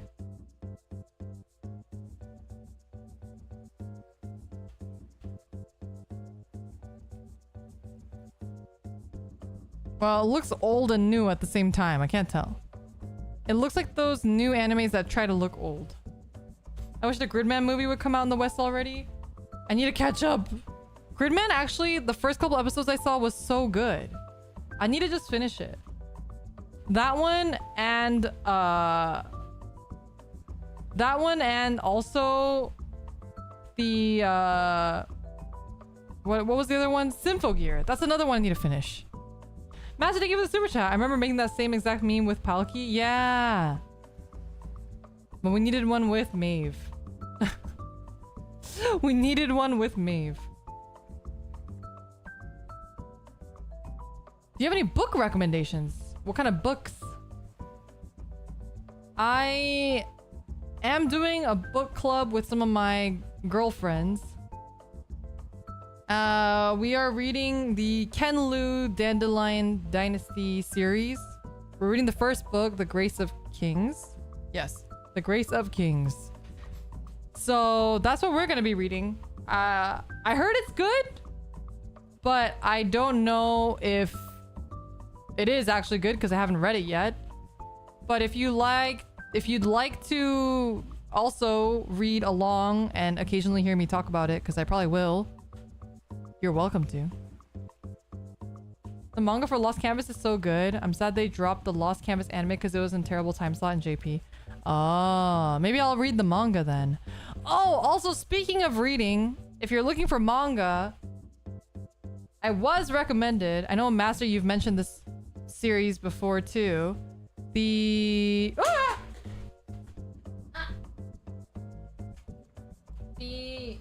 what was it called? My lesbian experience with loneliness. It's a pretty short manga, like 6 chapters, but the chapters are a little bit longer, and it's really good. It talks a lot about, like, it does a really good job of both visualizing and verbalizing depression, which I don't think many series do well. Any media really does well, but I feel like they did a really good job. So if you're looking for something a little bit more, you know, introspective, perhaps, I actually really enjoyed it, so I do recommend it. Yeah.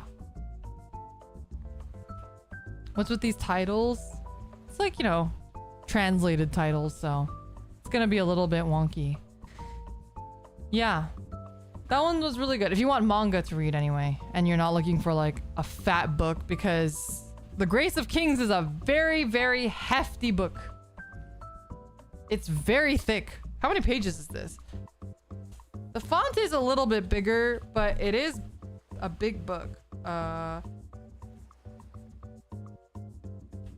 620 pages.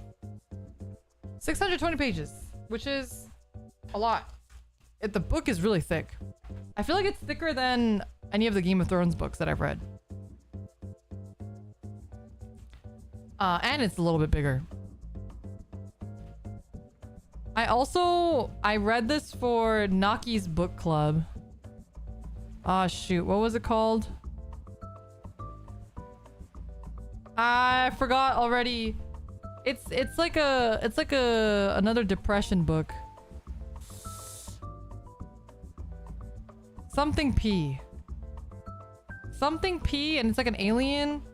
Manga, alien, rewind, time, depression. Will it bring it up? What is this? Something P. Oh, this one. What is this called?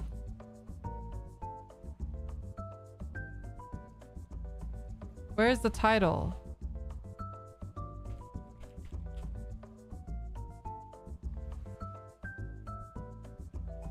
Oh, Taco P! Taco P's Original Sin. That's what it is. Yeah! We read this for Naki. She does like a book club, manga book club with her Chad. And they did this one, Taco P's Original Sin. It's really, really, really, really dark. It's really fucking dark. And it has like, yeah, trigger warnings with lots of depression and suicide and stuff like that. So if you're not into those sort of things, which is totally fine, you shouldn't read it. But it's also really good. And if you are like me at all and you like kind of exploring the way that other people talk about, internalize, visualize, verbalize depression, if you like that sort of thing, I do highly recommend it. It is very good. It deals with a lot of trauma though, so if you're not into that or you don't want that, don't read it. But yeah, it's very good but very traumatizing. Again, deals with suicide, deals with death, deals with murder, deals with lots of things from like a child's perspective. So it's a lot, but it's so good. So good. Incredible. You okay with all these depression books? I just, like I said, I really like exploring that. And I really love, even if it's fictional, I love hearing about like exploring I keep saying exploring because I don't want it to sound like I don't want it to sound like I'm enjoying it, because I do enjoy learning about it, but obviously I'm not like reveling in people's suffering or anything. It's more like I just like to see how other people think, even if it's through fiction, right?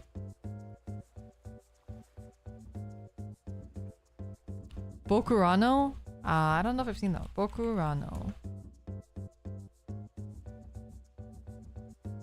I don't think I've seen this one at all. I've never heard of it.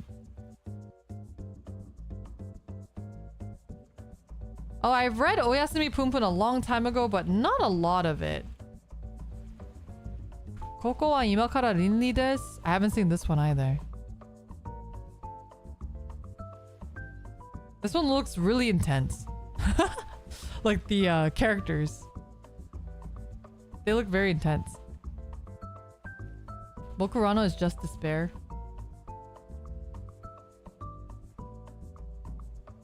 understand their perspective. Yeah. I just like learning, and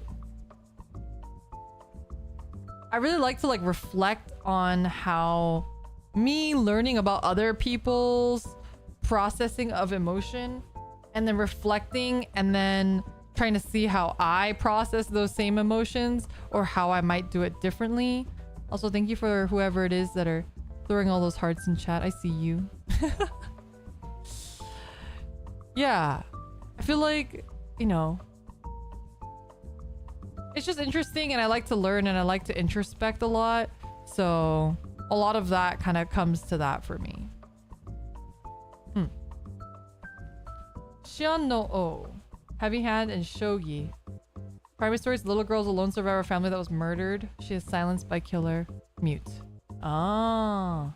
I kind of like stories that make you feel like shit. No, I don't like it when they make me feel too much like shit. I don't like stories that make me feel like shit. Because there are stories that do that.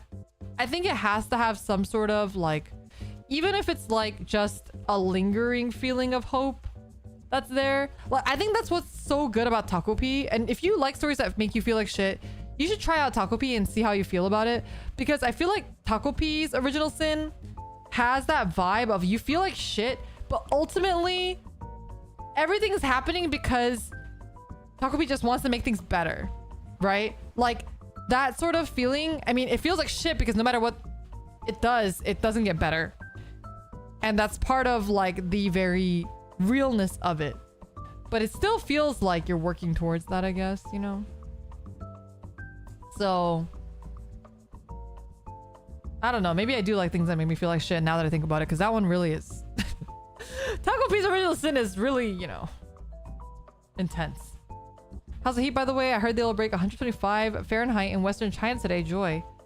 It's been really bad, and my AC not working has been really bad. And actually, I probably will end stream soon because I literally might get heat stroke because I can feel my like brain, like, you know, doing the thing my brain does when it's like giving up on itself. Usually it happens because like I don't have enough food or something, but I had food. It's just, I think it's just hot. What does brain do? What does brain do indeed? Yeah, please stay hydrated, everybody. It's ridiculous. It's so hot. Cold water, nom on ice. I wonder if we have any ice cream left. I bought a bunch of ice cream a little while ago, but then I ate it all. The pic is kind of sus. It's just an accurate depiction of me and Maeve. It's 3 Celsius? Wait, where are you? Oh, you don't have to dox yourself, but what the fuck? Where is it 3 Celsius? Well, like Australia maybe? Right? Because it's winter there, I think. I think it's like 40 Celsius here. It's really fucking hot.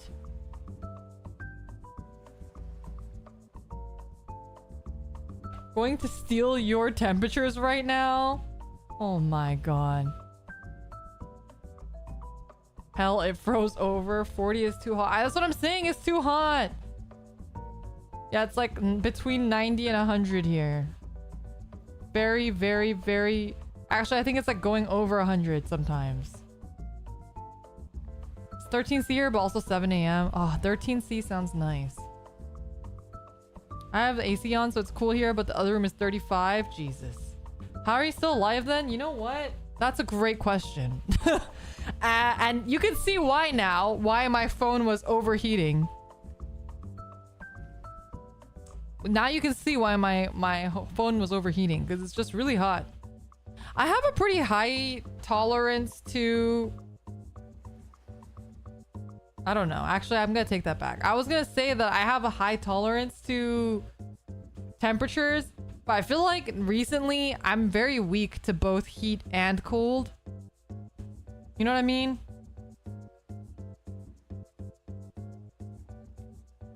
Anything over 70, I start to hate life. Oh my god, 70? 70 is so low.